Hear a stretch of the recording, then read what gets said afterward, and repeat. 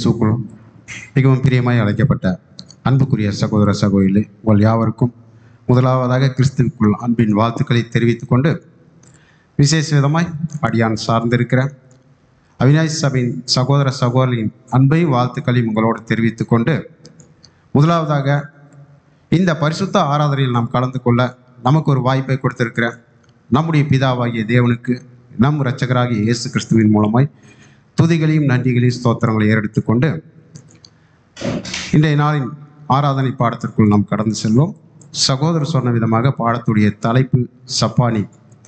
இந்த தலைப்பை கேட்டவன என்ன இப்படியெல்லாம் ஒரு தலைப்பா அப்படின்னு யோசிக்க தோணலாம். இது நம்ம வேதத்தில் இடம்பெற்றிருக்கக்கூடிய ஒரு வார்த்தை தான். அது மாத்திரமல்ல, இந்த சம்பவம் ஆக்சுவலாக இன்றைக்கி உலகம் பூரா கிறிஸ்துவுடைய பிறப்பை கொண்டாடிட்டு இருக்க இந்த தருணத்தில் நாம் பார்க்க போகிற இந்த பாடம் எந்த ஒரு காலகட்டத்தில் நடந்த ஒரு சம்பவம்னா, நம்முடைய ஆண்டவராக இயேசு கிறிஸ்து மரணித்து உயிர் தெழுந்ததுக்கப்புறம் நடக்கக்கூடிய ஒரு சம்பவத்தை மையமாக வச்சு தான் நம்ம இன்றைக்கி இந்த பாடத்தை பார்க்க போகிறோம். அதாவது தேவனுடைய தெய்வீக திட்டத்தில் முதல் உலகம் அப்படின்ற ஒரு பகுதியில் ஆதாம் அப்படின்ற ஒரு மனுஷனை சிருஷ்டிக்கிறார். ஆதாம் தேவனுடைய கட்டளையை, அவருடைய உடன்படிக்கையை மீறி அந்த மீறுதலுக்கு உட்பட்டு பாவத்தின் சம்பளமாகிய மரணத்துக்குள்ளே போயிடுறார். அதற்கப்புறம் அவருடைய அப்படியே அந்த சந்ததி தொடருது. ஆனால் தேவன் இந்த மனிதனை இந்த பூமியில் உருவாக்கும் பொழுதே ஒரு தெய்வ பக்தியுள்ள ஒரு சந்ததி இந்த பூமியில் இருக்கணும் அப்படின்னு சொல்லி தான் உருவாக்குறார். ஆனால் இப்போ ஆதாம் பாவத்துக்கு உட்பட்டு மரணத்துக்குள்ளே போனதுக்கப்புறம் பார்த்திங்கன்னா அந்த தெய்வ பக்தியுள்ள சந்ததி அப்படின்ற ஒரு விஷயமே கேள்விக்குறியாக நிற்கிது.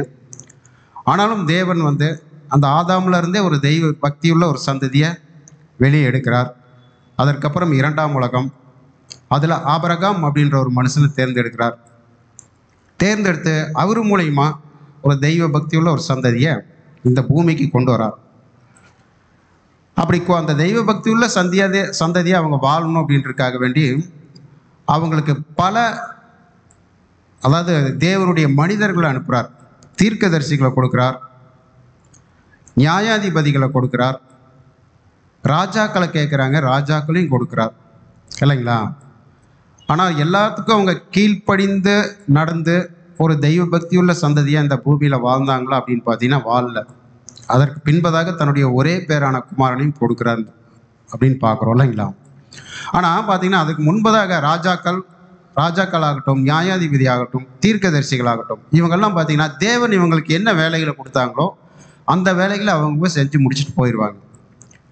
ஆனால் நம்மளுடைய ஆண்டவராகிய இயேசு கிறிஸ்து மாத்திரம் என்ன பண்ணார் அப்படின்னு பார்த்தீங்கன்னா, அவர் இந்த பூமிக்கு அவருடைய வேலைகளை செய்து முடித்துட்டு மாத்திரம் அவர் போகலை. அவருக்கு பின்பதாக இந்த தேவனுடைய அந்த தெய்வீக திட்டம் இந்த பூமியில் தொடர்ந்து நடக்கிறதுக்கு என்ன பண்ணார்னா, அவர் இல்லைனாலும் அந்த வேலைகளை செய்யறதுக்கு உண்டான ஆட்களை இந்த பூமியில் ஏற்படுத்திட்டு போனார். அவங்க யார் அப்படின்றதே நம்மளுக்கு நல்லா தெரியுதுங்க. அவருடைய அப்போஸ்தலர்கள். அதான் மத்தேயு, அந்த மத்தேயுவில் சொல்லும் பொழுது வாசிக்கலாம். மத்தேயு 10ஆம் அதிகாரம் 5 மற்றும் 6 வசனங்கள். மத்தேயு 10ஆம் அதிகாரம் 5 மற்றும் 6 வசனம். இந்த 12 வரையும் இயேசு அனுப்புகையில், இப்போ யாரை மட்டும் குறிப்பிட்டு அனுப்புறார் அப்படின்னு பார்த்தீங்கன்னா 12, அந்த 12 பேர். எதற்காக அந்த 12 பேரை மாத்திரம் அவர் குறிப்பிட்டு, அதாவது இந்த வசனம் தொடங்கும் போதே இந்த 12 வரையும் இயேசு அனுப்புகையில் அப்படின்றது. அப்போ ஒரு காரியத்துக்காக அனுப்புறார். யாரை மாத்திரம் அனுப்புறார் அப்படின்னு பார்த்தீங்கன்னா 12 வரை மாத்திரம் அனுப்புறார். வாசிக்க தொடங்கும்.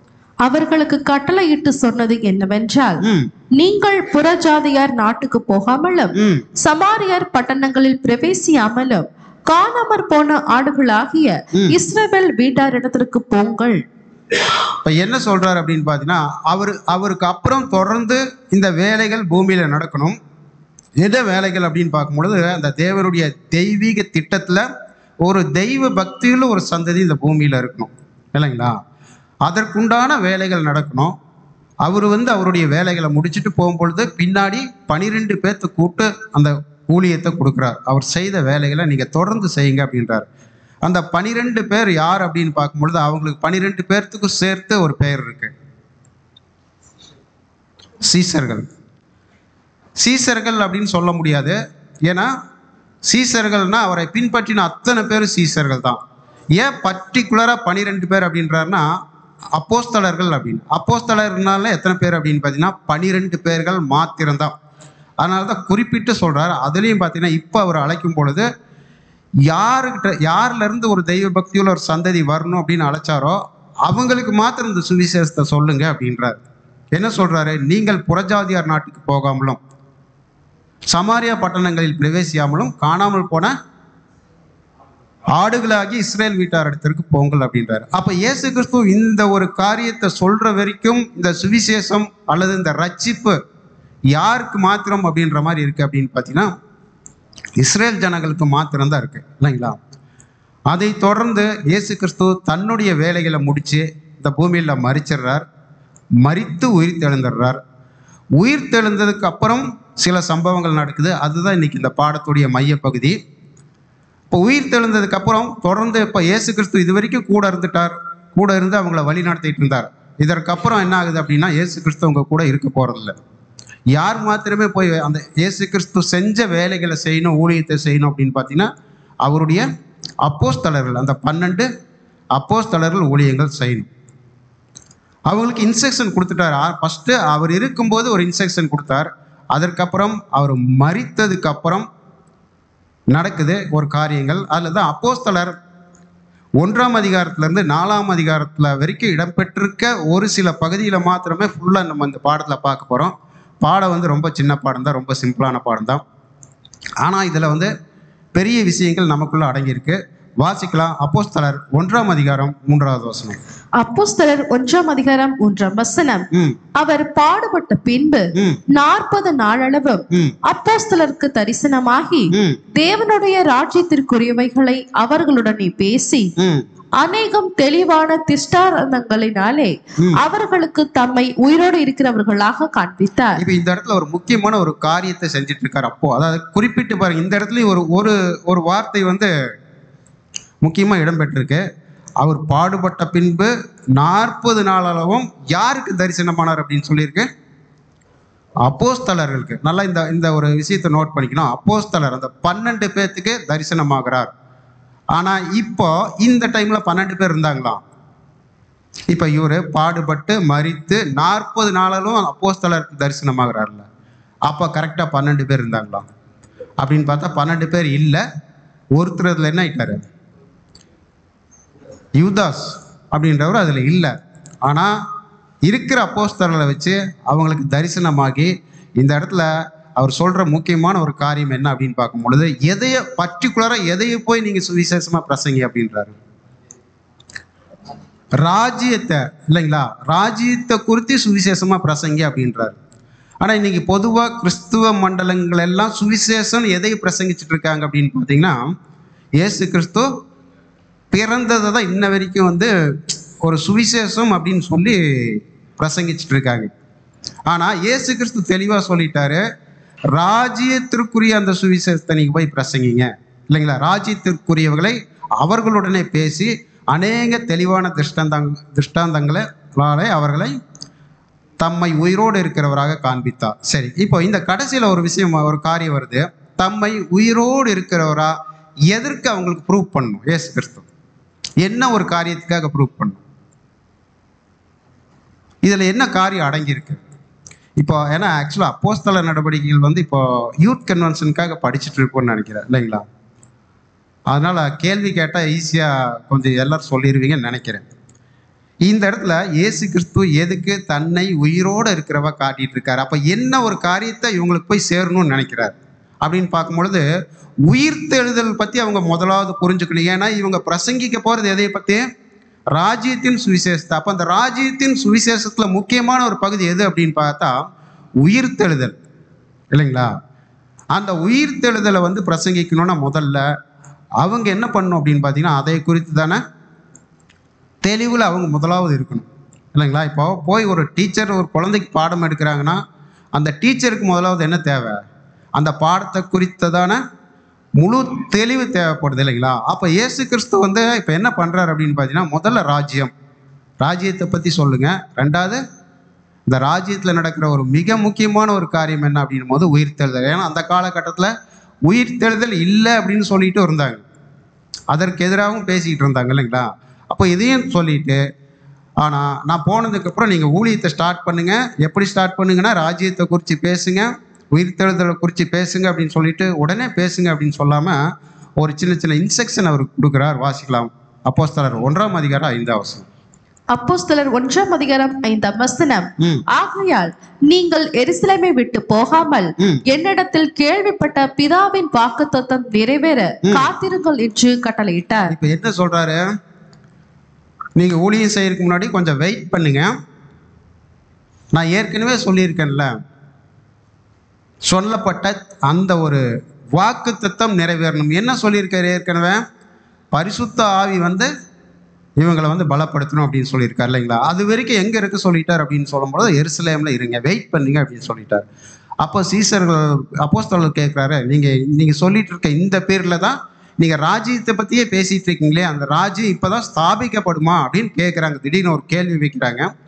அப்போது அந்த ராஜ்யத்தை குறித்து தெரிஞ்சுக்கிறதுக்கு அது உங்களுக்கு இப்போதைக்கு அவசியம் இல்லை. அது யாருக்கு மாத்திரமே வந்து தெரிஞ்ச ஒரு காரியமாக இருக்குன்னா, பிதாவுக்கு மாத்திரமே தெரிந்த ஒரு காரியமாக இருக்குது அப்படின்றார் இல்லைங்களா? வாசிக்கலாம். அப்போஸ்தலர் 1:7. அப்போஸ்தலர் 1:7. அதற்கு அவர், பிதாவானவர் தம்முடைய ஆதீனத்திலே வைத்திருக்கிற காலங்களையும் வேலைகளையும் அறிகிறது உங்களுக்கு அடுத்ததல்ல. அப்போ இது யாருடைய கட்டுப்பாட்டுக்குள்ள இருக்கு இந்த ஒரு காரியமெல்லாம்? பிதா அவருக்கு மாத்திரமே தெரிஞ்சுதா? அதை நீங்க இப்ப தெரிஞ்சுக்க வேண்டிய அவசியம் இல்லை அப்படின்னு சொல்லிடுறாரு. சொல்லிட்டு இன்னொரு காரியமும் சொல்றாரு, அதற்காக நீங்க ஊழியத்தை செய்யாம இருந்துடாதீங்க, கண்டிப்பா ஊழியத்தை செய்யுங்க. எப்படி செய்யுங்க, எப்போ செய்யுங்க அப்படின்னும் போது அதே அப்போஸ்தலர் 1:8. வாசிக்கலாம். அப்போஸ்தலர் 1:8. பரிசுத்த ஆவி உங்களிடத்தில் வரும்போது, இவர் கொடுத்த வாக்கு தத்துவம் இல்லைங்களா? பரிசுத்த ஆவி உங்களிடத்தில் வரும் பொழுது நீங்கள் பலனடைந்து. இப்போ என்ன சொல்றாரு? நீங்கள் பரிசுத்த ஆவி வந்தவொடனே இவங்களுக்கு ஃபர்ஸ்ட் என்ன நடக்க போகுது? இவங்களுக்குள்ள பலன். ஏன் இந்த ஒரு வார்த்தையை அப்போ சொல்றாரு அப்படின்னு பார்த்தீங்கன்னா, இப்போ இயேசு கிறிஸ்து மரணம் அடைஞ்சு அவர் உயிர் தெழுந்து போகிற சுச்சுவேஷன் இருக்குல்ல, அந்த காலகட்டங்கள் இருக்குல்ல, அது எப்படியாப்பட்ட காலகட்டம் அப்படின்றத முதல்ல வந்து நம்ம உள்வாங்கிக்கணும், உணர்ந்துக்கணும். இல்லைன்னா நம்மளுக்கு இது என்ன அப்படின்னு பார்த்தீங்கன்னா, ஒரு வசனமாக ஒரு சம்பவமாக பார்த்துட்டே போயிடும். இந்த காலகட்டங்கள் எப்படி இருக்குது அப்படின்னு பார்த்தீங்கன்னா, இயேசு கிறிஸ்து பெயரை யாராவது உச்சரித்தா கூட என்ன தெரியுங்களா, அவங்கள பிடிச்சி அடித்து கொலை பண்ணுறதுக்கு ரெடியாக இருக்காங்க. அந்த மாதிரி ஒரு சுச்சுவேஷன் இருக்குது அந்த இடத்துல. இப்போ உதாரணத்துக்கு நம்ம ஒன்று எடுத்துக்கலாம். இன்னைக்கு நம்மளே சில அமைப்புகள், அதாவது கிறிஸ்துவத்துக்கு எதிரான அமைப்புகள் இருக்கு, நீங்க கூடக்கூடாது, ஜெபிக்கக்கூடாது அப்படின்னு ஒரு சட்டம் போட்டு கண்காணிச்சுட்டு இருக்காங்கன்னு வச்சுக்கோங்களேன். அந்த மாதிரி ஒரு சூழ்நிலை இருக்கும் பொழுது நம்ம வந்து இப்போ இயேசு கிறிஸ்து பெயரை சொன்னாலே கொன்னுருவோம் அப்படின்ற ஒரு சுச்சுவேஷன் இருந்துச்சுன்னா நம்மளுக்கு எப்படி இருக்கும்? என்ன பண்ணுவோம் அந்த நேரத்தில்? ஒரு கூடுகை வச்சா கூட எப்படி இருக்கும்? இப்படி தலையாட்டினீங்கன்னா மட்டும் பார்த்தா பதில் சொல்லணும். நம்மளுடைய உணர்வுகள் எப்படி இருக்கும்? நம்மளுக்கு ஒரு பயம், திகில் எல்லாம் இருந்து ஒரு சின்ன ஒரு 3 பேர் கூடி பேசினா கூட அப்படியே பயத்தோடும் திகிலோடும் இருக்கும் இல்லைங்களா? மெதுவாக பேசுவோம். யாராவது பார்த்துருவாங்களா, யாருக்காவது தெரிஞ்சிருமா, இப்படி எல்லாம் நமக்குள்ள இருந்திருக்கு. ஆக்சுவலாக இதே மாதிரி ஒரு காலகட்டம் தான் அப்போ இருந்திருக்கு. ஏன்னா இயேசு கிறிஸ்து பெயரையே சொல்லக்கூடாது அப்படின்னு பரிசேயர், சதுசேயர், வேதப்பாரகர் இவங்கெல்லாம் ரொம்ப ஸ்ட்ரிக்டாக ஃபாலோ பண்ணிட்டு இருக்காங்க. அந்த மாதிரி ஒரு காலகட்டம். அதனால ஒரு சாதாரணமாக நம்ம போய் என்ன பண்ண முடியாது, நீங்கள் போய் பேச முடியாது. உங்களுக்கு முதல்ல பரிசுத்த ஆவியின் வல்லமை வரணும். வந்தவொடனே முதல்ல நீங்கள் பலன் அடைங்க. அடுத்தது வாசிங்க. எருசலேமிலும். அப்போ பலன் அடைஞ்சவொடனே எங்கே போய் ஊழியத்தை செய்ய சொல்றாரு? எருசலேம், யூதேயா முழுவதிலும், சமாரியாவிலும், பூமியின் கடைசி பரியந்தமும் எனக்கு சாட்சிகளா இருப்பீர்கள் என்றார். இப்ப சொல்லிட்டார், தெளிவா சொல்லிட்டார். இப்ப இதே ஒரு வசனத்தை மத்தேயுல பார்த்தோம். அதுல என்ன சொல்ல, இதே ஒரு வார்த்தைகள் கிட்டத்தட்ட இதே மாதிரிதான் சொன்னாரு. நீங்க போய் ஊழியம் செய்யுங்க. அந்த 12 அப்போஸ்தலர்களை அழைச்சு என்ன சொல்றாருன்னா, நீங்க போய் ஊழியம் செய்யுங்க. எங்கெங்க போங்க அப்படின்னாரு? எருசலேம் போங்க, புறஜாதியார் நாட்டுக்கு, சமாரியா பட்டணத்துக்கு போகாம காணாமல் போட ஆடுகளாகிய இஸ்ரேல் வீட்டாரிடத்திற்கு போகன்னு சொன்னாரு. அதற்கு அப்புறம் பார்த்தீங்கன்னா இந்த ஒரு கட்டத்தில் என்ன சொல்றாருன்னா, எருசலேம் மாத்திரமல்ல, யூதேயா போங்க, அப்புறம் சமாரியாவில் போங்க, அடுத்தது பூமியின் கடைசி பரியந்தம் எனக்கு சாட்சிகளா இருப்பீர்கள் அப்படின்ட்டாரு. அப்ப எனக்கு சாட்சிகளா இருப்பீர்கள்னா என்ன சொல்றாரு இந்த இடத்துல? அவருக்கு எப்படி சாட்சிகளா இருக்கிறது? அவரை குறித்தும் அவருடைய ராஜ்யத்தை குறித்தும் பிரசங்கிக்கிறது தான் என்னது? அவருக்கு சாட்சிகளாக இருக்கிறது. இதை பேசிட்டு இருக்கும் பொழுது அவருடைய எடுத்துக்கொள்ளப்படுது நடக்குது. அதை வாசிச்சிடலாம். அப்போஸ்தலர் 1 மற்றும் 9 வசனங்கள். அப்போஸ்தலர் 1 மற்றும் 9 இவைகளை அவர் சொன்ன பின்பு அவர்கள் பார்த்து கொண்டிருக்கையில் உயர எடுத்துக்கொள்ளப்பட்டார்.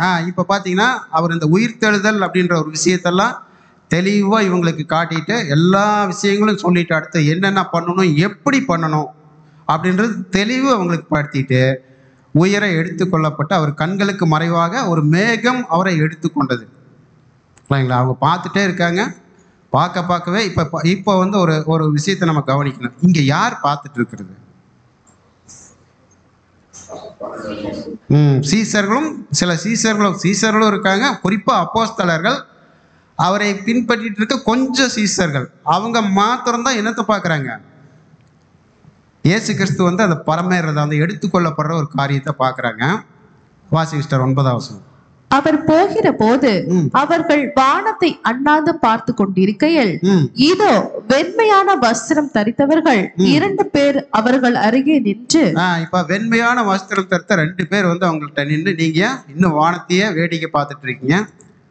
நீங்க பார்த்துட்டு இருக்க இயேசு கிறிஸ்து என்ன பண்ணிட்டாருன்னா உயிர் தெழுந்து பரலோகத்துக்கு போயிட்டார் அப்படின்னு அவங்களுக்கு. அப்போ அவங்களுக்கு திடீர்னு இந்த சம்பவம் நடக்குது. ஏன் இப்போ தூதர்கள் வந்து அவங்களுக்கு சொல்லணும் அப்படின்னு பார்த்தீங்கன்னா, அந்த இடத்துல அவங்களுக்கு அந்த நேரத்தில் அவர் அப்படியே அந்த எடுத்துக்கொள்ளப்படும் போது அதை நேருக்கு நேர் பார்க்குறாங்க. அப்போ அந்த நேரத்தில் அவங்களுக்கு சரியாக புரிஞ்சிருக்காது இல்லைங்களா? திடீர்னு ஒரு சம்பவம் இப்படி நடக்கும்போது ரொம்ப ஆச்சரியமாகவும் ஒரு விதத்தில் ஒரு பயம் கலந்த ஒரு உணர்வு இருந்திருக்கலாம். அப்போ தேவ தூதர்கள் வந்து தேற்றுறாங்க, இயேசு கிறிஸ்து உங்கள் கண்களுக்கு முன்பதாக எப்படி எடுத்துக்கொள்ளப்பட்டாரோ அப்படியே மேகங்கள்லேருந்து வருவார் அப்படின்னு சொல்கிறாங்க இல்லைங்களா? இந்த வசனத்தெல்லாம் எடுத்துகிட்டு தான் இயேசு கிறிஸ்து 2ஆம் வருகையில் எப்படி வருவார்? மேகத்துலேருந்து அப்படியே வருவார். அதை யாரெல்லாம் பார்க்கலான்றாங்க? எல்லாருக்கும். அதாவது எப்படி எடுத்துக்கொள்ளப்பட்ட பார்க்கும்போது எடுத்தாரோ அதே மாதிரி எல்லாரும் பார்க்கும்போது வருவார்னார். ஆனால் அங்கே எல்லாரும் பார்த்துட்டு இருந்தாங்களா அப்படின்னா இல்லை. அது ஒரு விஷயத்தை நம்ம புரிஞ்சுக்கணும் இல்லைங்களா? குறிப்பிட்ட அப்போஸ்தலர் சில சீசர்கள் மாத்திரம்தான் பார்த்துருக்காங்க. அவருடைய வருகையும் அப்படி தான் இருக்கும். அந்த குறிப்பிட்ட ஒரு கொஞ்சம் ஜனங்களுக்கு தான் அவருடைய வருகை வந்திருக்கிறது விஷயங்களே வந்து என்ன பண்ணும் தெரியும் அப்படின்றது இதெல்லாம் ஒரு சாட்சிகள். இதற்கப்புறம் என்னன்னா இயேசு கிறிஸ்து எடுத்துக்கொள்ளப்பட்டார், பரலோகம் போயிட்டார். இப்போ இவங்க என்ன பண்ணோம்? இயேசு கிறிஸ்து போனதுக்கப்புறம் என்ன பண்ணணும்னு சொல்லியிருக்காரு?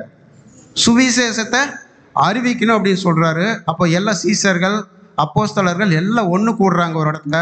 ஒன்று கூடி அடுத்தது அவங்க செய்ய வேண்டிய வேலைகளை ஆலோசனை பண்றாங்க. வாசிக்கலாம் அப்போஸ்தலர் 1 13 மற்றும் 14 வசனங்கள். அப்போஸ்தலர் 1 13 மற்றும் 14 அவர்கள் அங்கே வந்த போது மேல் வீட்டில் ஏறினார்கள்.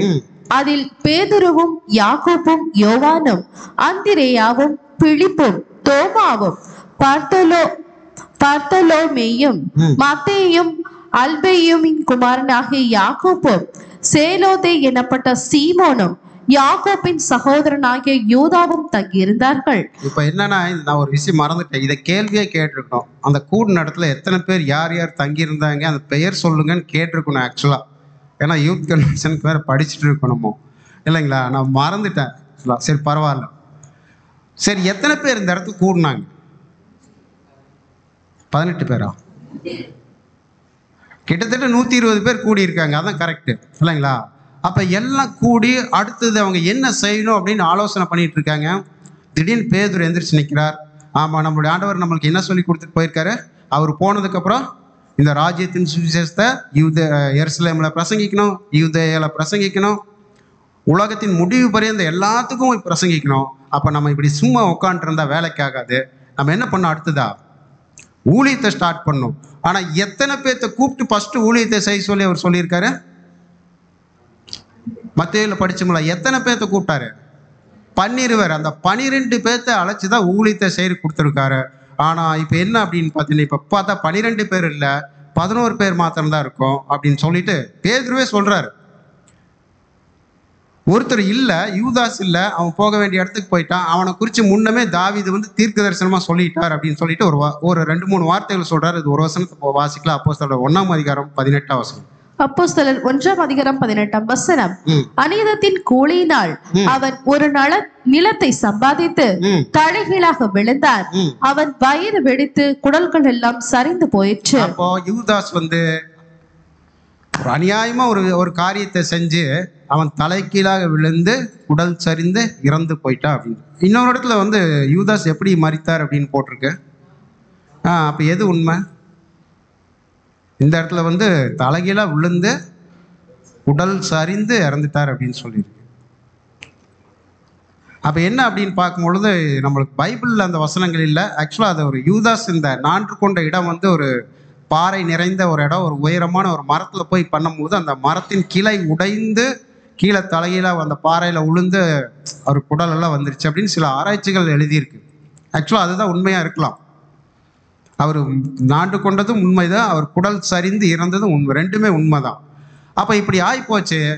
ஆனா இவனை குறித்து ஏற்கனவே சங்கீத புஸ்தகத்துல தாவீது சொல்லிட்டார் அப்படின்னு ஒரு காரியத்தை சொல்றாரு. இப்ப இங்கதான் நம்ம ரொம்ப முக்கியமா கவனிக்க வேண்டிய ஒரு இடமா இருக்குது. வாசிக்கலாம். அப்போஸ்தலர் 1:20.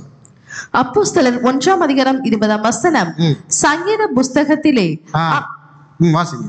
அவனுடைய வாசஸ்தலம் பாழாக கடவது, ஒருவனும் அதில் வாசம் பண்ணாதிருப்பானாக என்றும் அவனுடைய கண்காணிப்பை வேறொருவன் பெறக்கடவன் என்றும் எழுதியிருக்கிறது. இப்ப தெளிவா சொல்லிட்டாரு. சங்கீத புஸ்தகத்துல தாவீது ஆல்ரெடி தீர்க்க தரிசனமா ஒரு காரியத்தை எழுதி வச்சுட்டார், சொல்லிட்டார். என்ன அப்படின்னா, அவனுடைய வாசஸ்தலம் பாழாக கடவுது. யாருடைய வாசஸ்தலம்?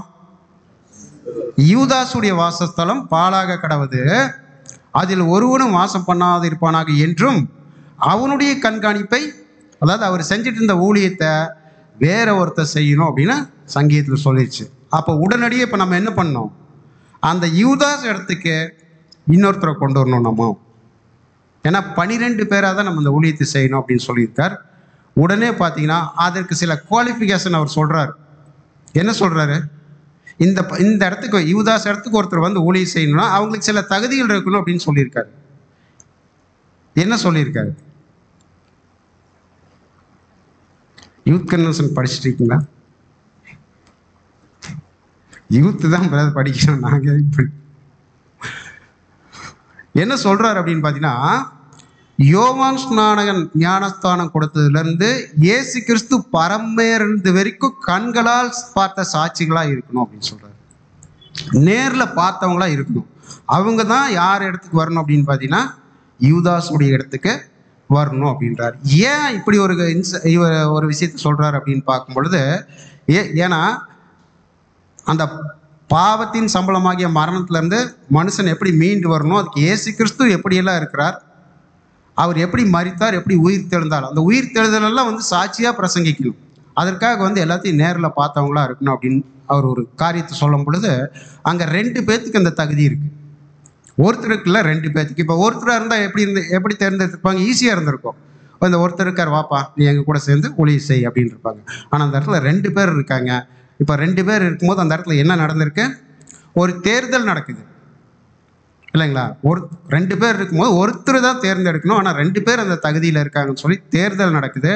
எப்படி நடக்குதுன்னு பார்க்கும்போது அப்போஸ்தலர் 1:23 மற்றும் 25 அப்போஸ்தலர் 1:23 மற்றும் 25 அப்பொழுது அவர்கள் யுஸ்து என்னும் மறுநாமம் உள்ள பர்சவா எண்ணப்பட்ட யோசேப்பும் மத்தியாவும் ஆகிய இவ்விரண்டு பேரையும் நிறுத்தி, அப்ப யுஸ்து இன்னொருத்தர் மத்தியா, இப்ப 2 பேர் இருக்காங்க.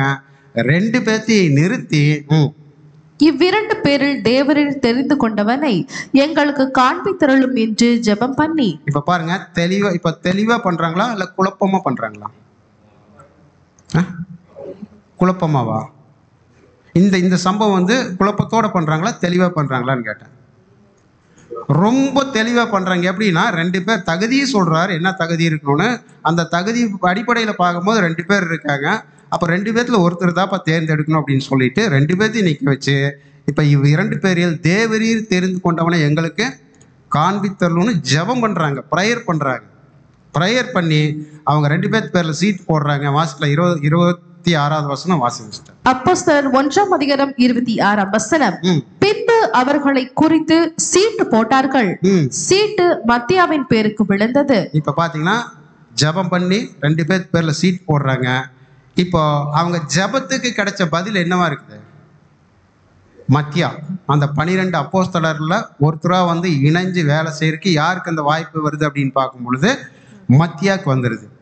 இப்போ பேதுரு இது சரியா செஞ்சிருக்காரா, தவறா பண்ணியிருக்காரா? சரியா செஞ்சிருக்காருன்னா சரியா செஞ்சதுக்கு காரணம் சொல்லணும், தவறா செஞ்சிருக்காருன்னா தவறா செஞ்சதுக்கு காரணம் சொல்லணும். சரியா தான் செஞ்சிருக்காரு. சரி, சரியானா என்ன, எது எப்படி சரின்னு சொல்றீங்க, தவறுன்னா எப்படி சொல்றீங்க? ம்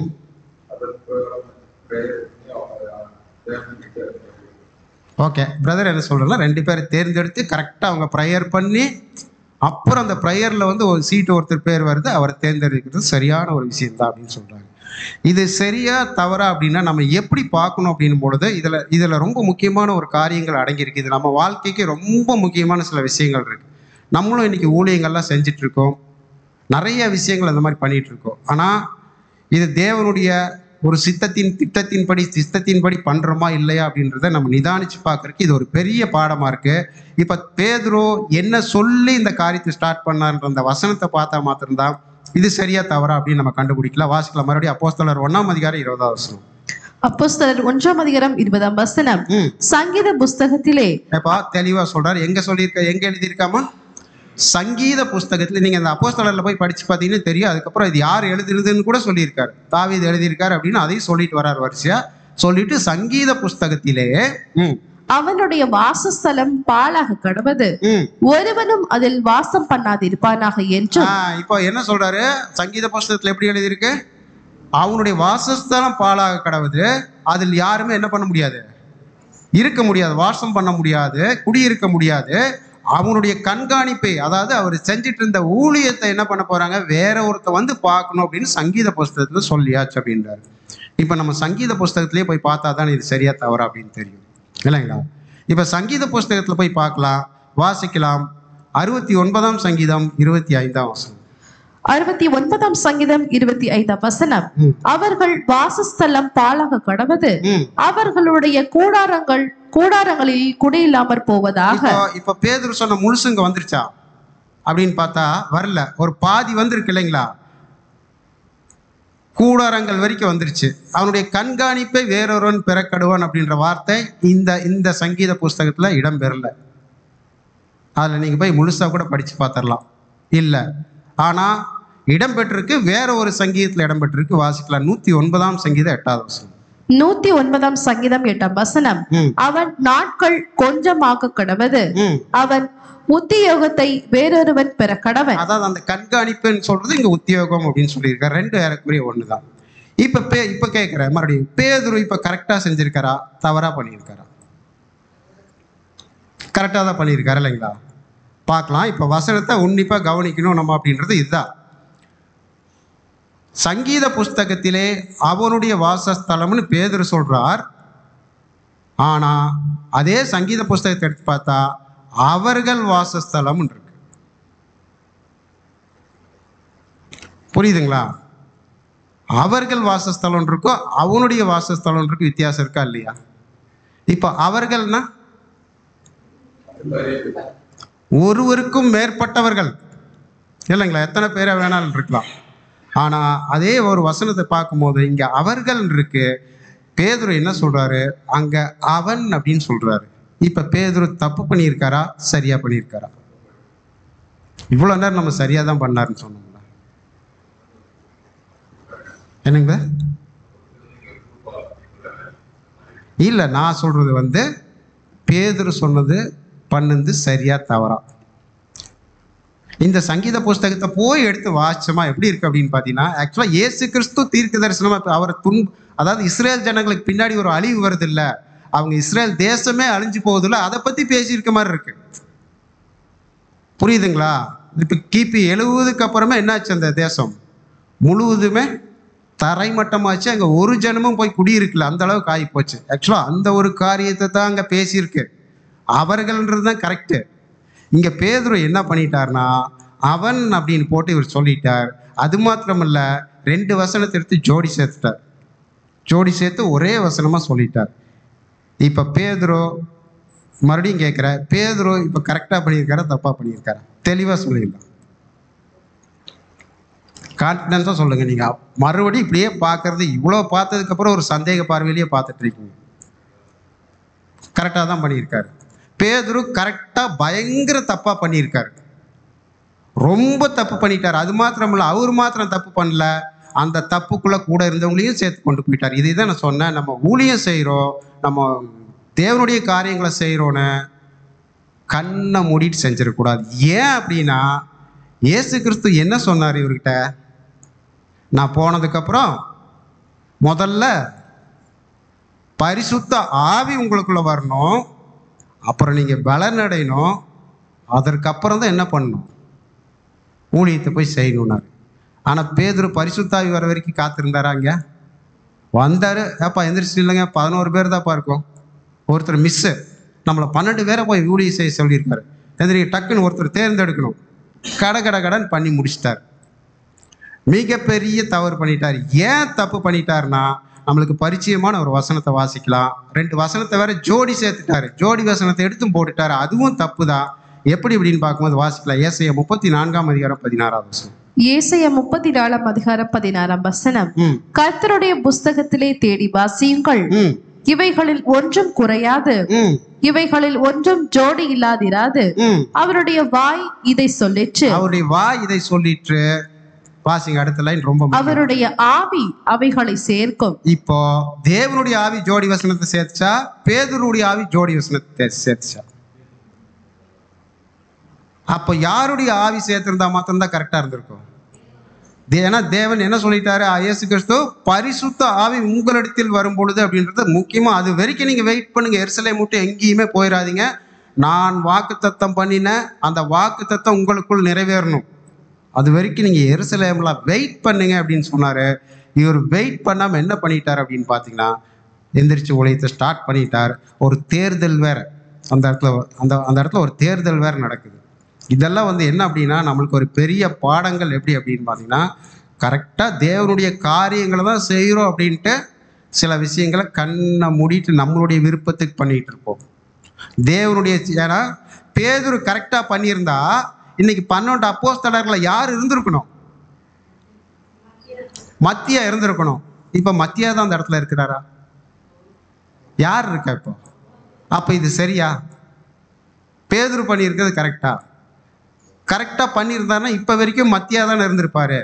அப்போ முழுக்க இயேசு கிறிஸ்து கூட 3.5 வருஷம் நெருங்கி டிராவல் பண்ண பேதுருவை இவ்வளோ தப்பு பண்ணியிருக்காருன்னா, நம்ம எந்த அளவுக்கு தப்பு பண்ணுவோம் வாய்ப்பு இருக்குது, நம்ம எந்த அளவுக்கு யோசிக்க வேண்டிய ஒரு வாய்ப்பு இருக்குது இல்லைங்களா?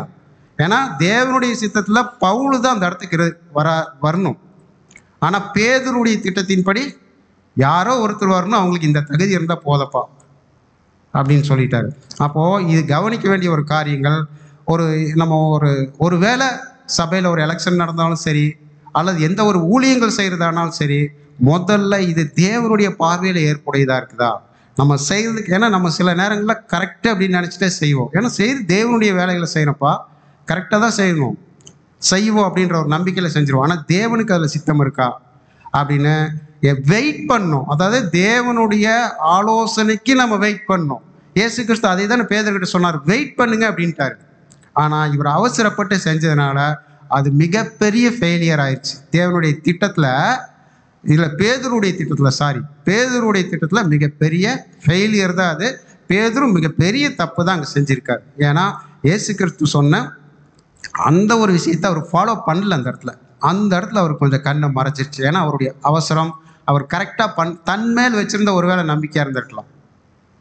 அப்போ இதெல்லாம் வச்சு பார்க்கும் பொழுது நம்ம என்றைக்குமே இயேசு கிறிஸ்துவையும் தேவனையும் சார்ந்திருக்கணும். அவங்களுடைய வழிநடத்ததுக்கு காத்திருந்து நம்ம காரியங்களை செய்யும் பொழுது நேர்த்தியாக இருக்கும்.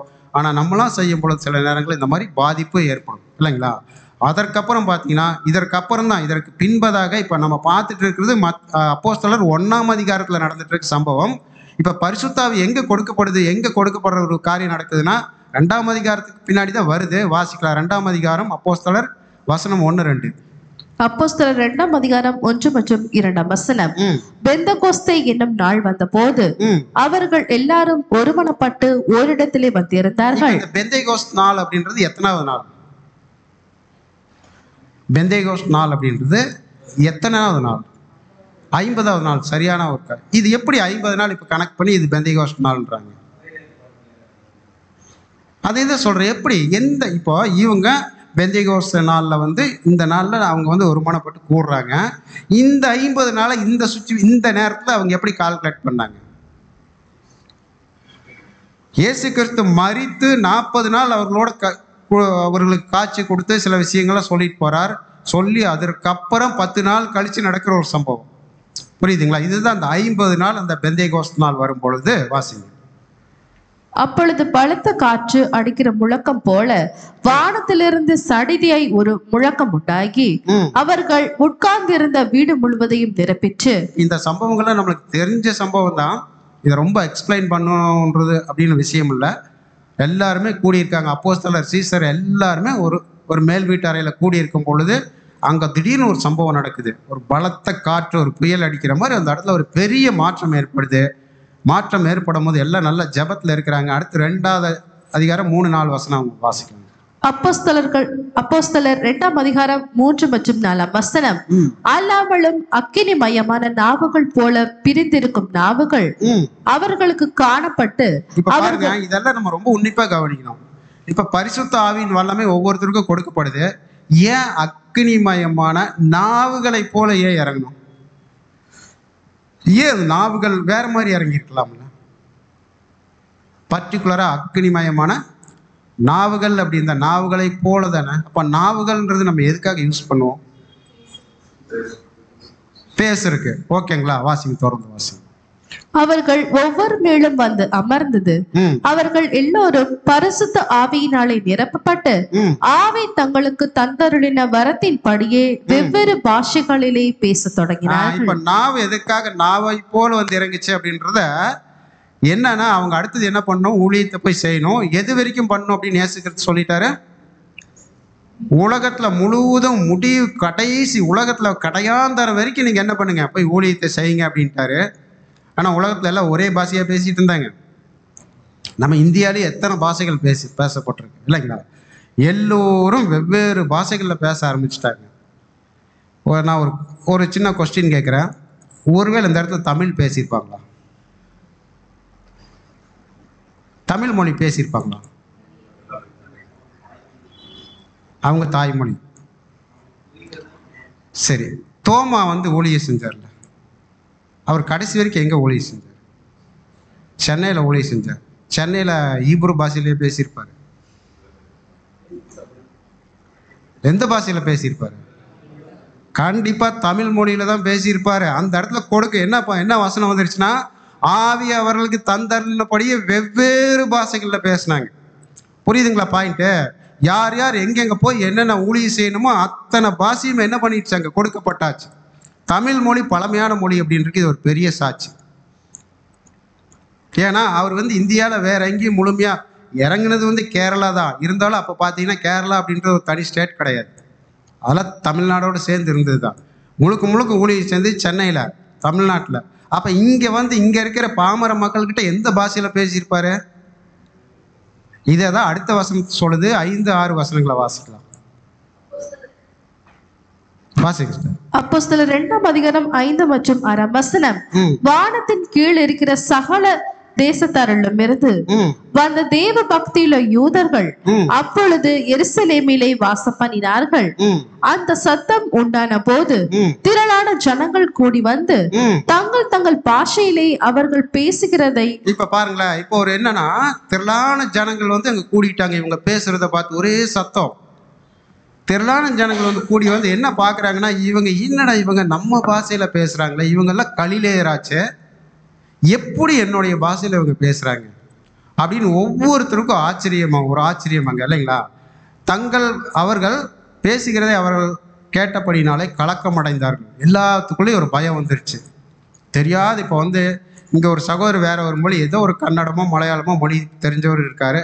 இப்போ இங்கே பேசிகிட்டு இருக்க ஒரு சகோதரனுக்கு அந்த பாஷையில் தெரியாது. திடீர்னு அந்த மொழியில் பிரசங்கம் பண்ணால் அந்த கேட்குற சகோதரர்களுக்கு எப்படி இருக்கும்? இவங்களுக்கு அந்த மொழியை தெரியாது, திடீர்னு நம்ம மொழியில பேசுறாரு அப்படின்னோடனே என்ன ஆகுன்னா முதல்ல ஒரு அதிர்ச்சியோ, என்னமோ ஒரு விஷயம், ஒரு காரியம் இங்கே நடக்குதே, இவங்களுக்குள்ள ஏதோ ஒன்று இருக்குது அப்படின்ற மாதிரி ஒரு கலக்க ஆட்டோமேட்டிக்காக வந்துடும் இல்லைங்களா? அந்த காரியங்கள் எல்லாம் அங்கே நடந்திருக்கு. அப்போ வந்து எல்லா பாஷைகளும் அங்கே கொடுக்கப்பட்டாச்சு. அதுதான் அக்னிமயமான நாவுகள் அவர்கள் மேல் வந்து அமர்ந்ததுக்கு அப்புறம் அவங்க தங்களுக்கு அருளினபடி அந்தந்த பாஷையில பேச ஆரம்பிச்சிட்டாங்க. அதே 2ஆம் அதிகாரம் 8லேருந்து 11 வசனங்கள் இது கொஞ்சம் வேகமாக வாசிச்சிருங்க சிஸ்டர். இது ஆக்சுவலாக இந்த கன்வென்ஷனுக்கு இந்த பாடத்தை படிக்கிறதுனால இந்த வசனங்கள்லாம் போட்டிருக்கு, இல்லை இந்த வசனங்கள் தேவையில்லை, வாசிங்க. அப்போஸ்தலர் 2ஆம் அதிகாரம் 8 மற்றும் 11 வசனம். அப்படி இருக்க நம்ம அவர்களுடைய ஜென்ம பாஷைகளிலே இவர்கள் பேச கேட்கிறோம். பாருங்க, இப்ப என்ன சொல்றாங்க, இவங்களுக்கு சம்பந்தமே இல்லை இந்த பாஷை, ஆனா நம்மளுடைய ஜென்ம பாஷையில பேசுறாங்களே, நம்மளுடைய தாய்மொழியில இவங்க பேசுறாங்களே அப்படின்னு ஆச்சரியப்பட்டு வாசிங்க.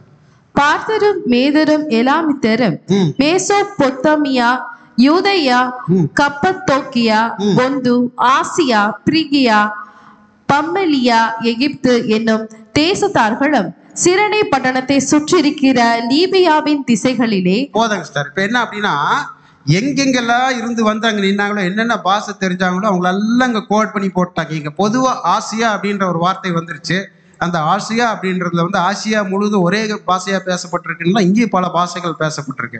அப்ப இங்க பேசக்கூடிய ஆசியா கண்டத்துல பேசக்கூடிய மொழியை கூட அங்க என்ன பண்ணியிருக்காங்க, கண்டிப்பா பேசியிருக்காங்க. அதில் ஒன்று தமிழ் மொழி அப்படின்றத நமக்கு தீர்க்கமாக நம்பலாம், அதில் எந்த மாற்றமும் இல்லை. ஏன்னா தோமா ஒருவரே போதும் அதுக்காக. அப்போ இதை பார்த்தோன்னே இவங்களுக்கெல்லாம் ஒரே ஆச்சரியம். இங்கே ஒரு பெரிய ஒரு காரியம் என்னவோ ஒன்று நடக்குது, மனித சக்திக்கு மீறின ஒரு விஷயம் இங்கே நடக்குது அப்படின்னு அவங்க புரிஞ்சுக்கிறாங்க. ஆனால் இது எதுவுமே புரியாதவங்களுக்கு எப்படி இருக்கு அப்படின்னு பார்க்கும்பொழுது 13-14 வசனங்கள் வாசிக்கலாம். அப்போஸ்தலர் 2ஆம் அதிகாரம் 13 மற்றும் 14 வசனம். மற்றவர்களோ இவர்கள் மதுபானத்தினால் நிறைந்திருக்கிறார்கள் என்று பரியாசம் பண்ணினார்கள். அப்போ என்னன்னா, மற்றவங்களுக்கெல்லாம் இந்த புரியாதவங்களுக்கெல்லாம் எப்படி தெரியுது, இவங்க புள்ள போதையில உளறிட்டு இருக்காங்க, கத்திட்டு இருக்காங்க, கூச்சல் போடுறாங்க அப்படின்னு அவங்க பேச ஆரம்பிச்சிட்டாங்க. அப்பொழுது பேதுரு 11 கூட நின்று. இப்பதான் பேதுருவை நம்ம நல்லா கவனிக்கணும். இதற்கு முன்னாடி பரிசுத்த ஆவி வர்றதுக்கு முன்னாடி ஒரு பெரிய தப்பு பண்ணார். அதாவது சம்பந்தமில்லாத 2 வசனங்களை எடுத்து கோர்த்து இவரா தன்னுடைய விருப்பத்துக்கு சொல்லி ஒரு விஷயத்தை வந்து ஒண்ணுமே அது கடைசியில வந்து சக்சஸ் ஆகாத அளவுக்கு போயிருச்சு. ஆனா பரிசுத்த ஆவி வந்ததுக்கு அப்புறம் இப்ப பேச ஆரம்பிக்கிறார். இப்போ இவருடைய பர்ஃபார்மன்ஸ், அதாவது இவருடைய பேச்சு எவ்வளவு பர்ஃபெக்டா இருக்கு அப்படின்றத நம்ம கவனிக்கலாம். வாசிங்க. அவர்களை நோக்கி உரத்த சத்தமாய், யூதர்களே, எருசலேமில் வாசம் பண்ணுகிற ஜனங்களே. இப்ப பாருங்க, இப்ப தைரியமா பேசுறாரா இல்லையா? அதாவது இந்த வசனம் தொடங்குதே என்னன்னா, அப்படியா அவர் எழுந்து நின்று அவர்களை நோக்கி உரத்த சத்தமாய் நல்லா போர்ஸா பேசுறாரு. எதனால போர்ஸா பேசுறாரு? எங்கிருந்து வந்து இந்த தைரியம்? அப்ப பரிசுத்தாவின் பலன் என்ன பண்ணுது, உள்ள வேலை செய்ய ஆரம்பிச்சிருச்சு. ரொம்ப போர்ஸா பேசுறாரு. வாசிக்கலாம். நீங்கள் எல்லாரும் அறிந்து கொள்வீர்களாக, என் வார்த்தைகளுக்கு செவி கொடுங்கள். இப்ப நான் சொல்றதை நீங்க கேளுங்க அப்படின்றாரு. இதற்கு முன்னாடி இவங்களுக்கு அது போய் தனியா, அதாவது ஒரு அந்த மேல் வீட்டு அறையில வந்து அவங்க ரகசியமா மாதிரி கூடுறாங்க இல்லைங்களா? ஆனா இப்ப இவங்களுக்கெல்லாம் அந்த சத்தம் வெளியே ஸ்ப்ரெட் ஆகி எல்லாம் வந்து பார்த்தோன்னா வந்து பேசுறாரு. இப்ப நான் சொல்றதை நீங்க கேளுங்க அப்படின்னு சொல்லிட்டு அதே 15-16 வசனம் வாசிங்க. அப்போஸ்தலர் 2ஆம் அதிகாரம் 15 மற்றும் 16 வசனம். நீங்கள் நினைக்கிறபடி இவர்கள் வெறி கொண்டவர்கள் அல்ல, பொழுது விடிந்து 3ஆம் மணி வேளையாயிருக்கிறதே. தீர்க்கதரிசியாக யோவேலினால் உரைக்கப்பட்டபடியே இது நடந்தேறுகிறது. முதல்ல சொன்னாரு தீர்க்கதரிசியாக தாவீதுனால உரைக்கப்பட்ட சங்கீத புஸ்தகத்துல எழுதியிருக்குன்னு ஒரு காரியத்தை சொன்னார். இப்ப அதே மாதிரி இன்னொரு விஷயத்தை கோட் பண்ணி காட்டுறார். தீர்க்கதரிசியாக யோவேலினால் உரைக்கப்பட்டது நிறைவேறும்படி இப்படி நடக்குது அப்படின்னாரு. இப்ப தீர்க்கதரிசி யோவேல் என்ன சொன்னார் அப்படின்னு பார்த்துட்டா இதுவும் சரியா தவறான்னு நம்ம புரிஞ்சுக்கலாம் இல்லைங்களா? வாசிக்கலாம். யோவேல் 2ஆம் அதிகாரம் 28 வசனம். யோவேல் 2ஆம் அதிகாரம் 28 வசனம். அதற்கு பின்பு நான் மாம்சமான யாவன் மேலும் என் ஆவியை ஊற்றுவேன். அப்பொழுது உங்கள் குமாரரும் உங்கள் குமாரத்திகளும் தீர்க்க தரிசனங்கள் சொல்லுவார்கள். உங்கள் மூப்பர் சொப்பனங்களையும் உங்கள் வாலிபர் தரிசனங்களையும் காண்பார்கள். இப்போ ஒரு விஷயத்தை எடுத்து கோட் பண்றார். யோவேல் தீர்க்கதரிசி ஆல்ரெடி என்ன இங்க நடக்கிற ஒரு காரியத்தை யோவேல் தீர்க்கதரிசி ஆல்ரெடி சொல்லிட்டார். தீர்க்க தரிசனமா முன்னறிவிச்சிருக்கார். அந்த தீர்க்க தரிசனுடைய நிறைவேறல் தான் இது அப்படின்னு நீங்க சொல்றாரு. இப்ப இது சரியா தவறா? ஏன்னா அவர் கரெக்டாக தான் சொல்லியிருக்காரு. யோவேல் தீர்க்கதரிசி எதுவுமே மாற்றி சொல்ல, அதை அப்படியே இன்னும் அந்த வசனங்கள்லாம் நம்ம எடுத்து படித்து பார்த்தோமா, அவர் என்ன சொன்னாரோ அதை அப்படியே கரெக்டாக சொல்லியிருப்பார் இல்லைங்களா. இப்போ இதெல்லாம் ஜனங்கள் கேட்குறாங்க, பேதுரு பேச பேச பேச பார்க்குறாங்க. எல்லாத்துக்கும் ஒரு ஒரு பெரிய ஆச்சரியம் மாத்திரமில்ல, எல்லாத்துக்குள்ளேயும் ஒரு பெரிய குற்ற உணர்வு வந்துருச்சு. அந்த இடத்துல ஒரு குற்ற உணர்வு வந்ததுக்கப்புறம் அவங்க என்ன சொல்கிறாங்க அப்படின்னு பார்த்தீங்கன்னா, பேதுருவை பார்த்து வாசிங்க 37வது அதிகாரம் அப்போஸ்தலர் 2. அப்போஸ்தலர் 2ஆம் அதிகாரம் 37ஆம் வசனம். இதை அவர்கள் கேட்ட பொழுது இருதயத்திலே குத்தப்பட்டவர்களாகி பேதுருவையும் மற்ற அப்போஸ்தலரையும் பார்த்து, சகோதரரை நாங்கள் என்ன செய்ய வேண்டும் என்றார்கள். இதை இவங்க பேதுரு சொல்றத அவங்க கேட்டவனா இருதயத்தில் குத்தப்பட்டவர்களாய் அப்படின்னா, ஏன் அவங்க இருதயத்தில் குத்தப்படணும்? அதற்கு முன்னாடி அவங்க பெரிய தவறு பண்ணியிருக்காங்க. இயேசு கிறிஸ்துவை வந்து சிலுவையில் அறையிறக்கு இவங்கெல்லாம் என்ன பண்ணியிருக்காங்க? ஃபுல் சப்போர்ட்டாக இருந்திருக்காங்க இல்லைங்களா. இந்த இயேசு கிறிஸ்துவ சிலுவையில் அரைஞ்சிருங்க, எங்களுக்கு யாரை விட்டுருங்க, பராபஸை எங்களுக்கு கொடுத்துருங்க, இயேசு கிறிஸ்துவ சிலுவையில் அரைங்கன்னு கத்தி கூச்சல் இட்டாங்களா, அந்த கூட்டத்தில் இவங்களும் இருந்திருப்பாங்க.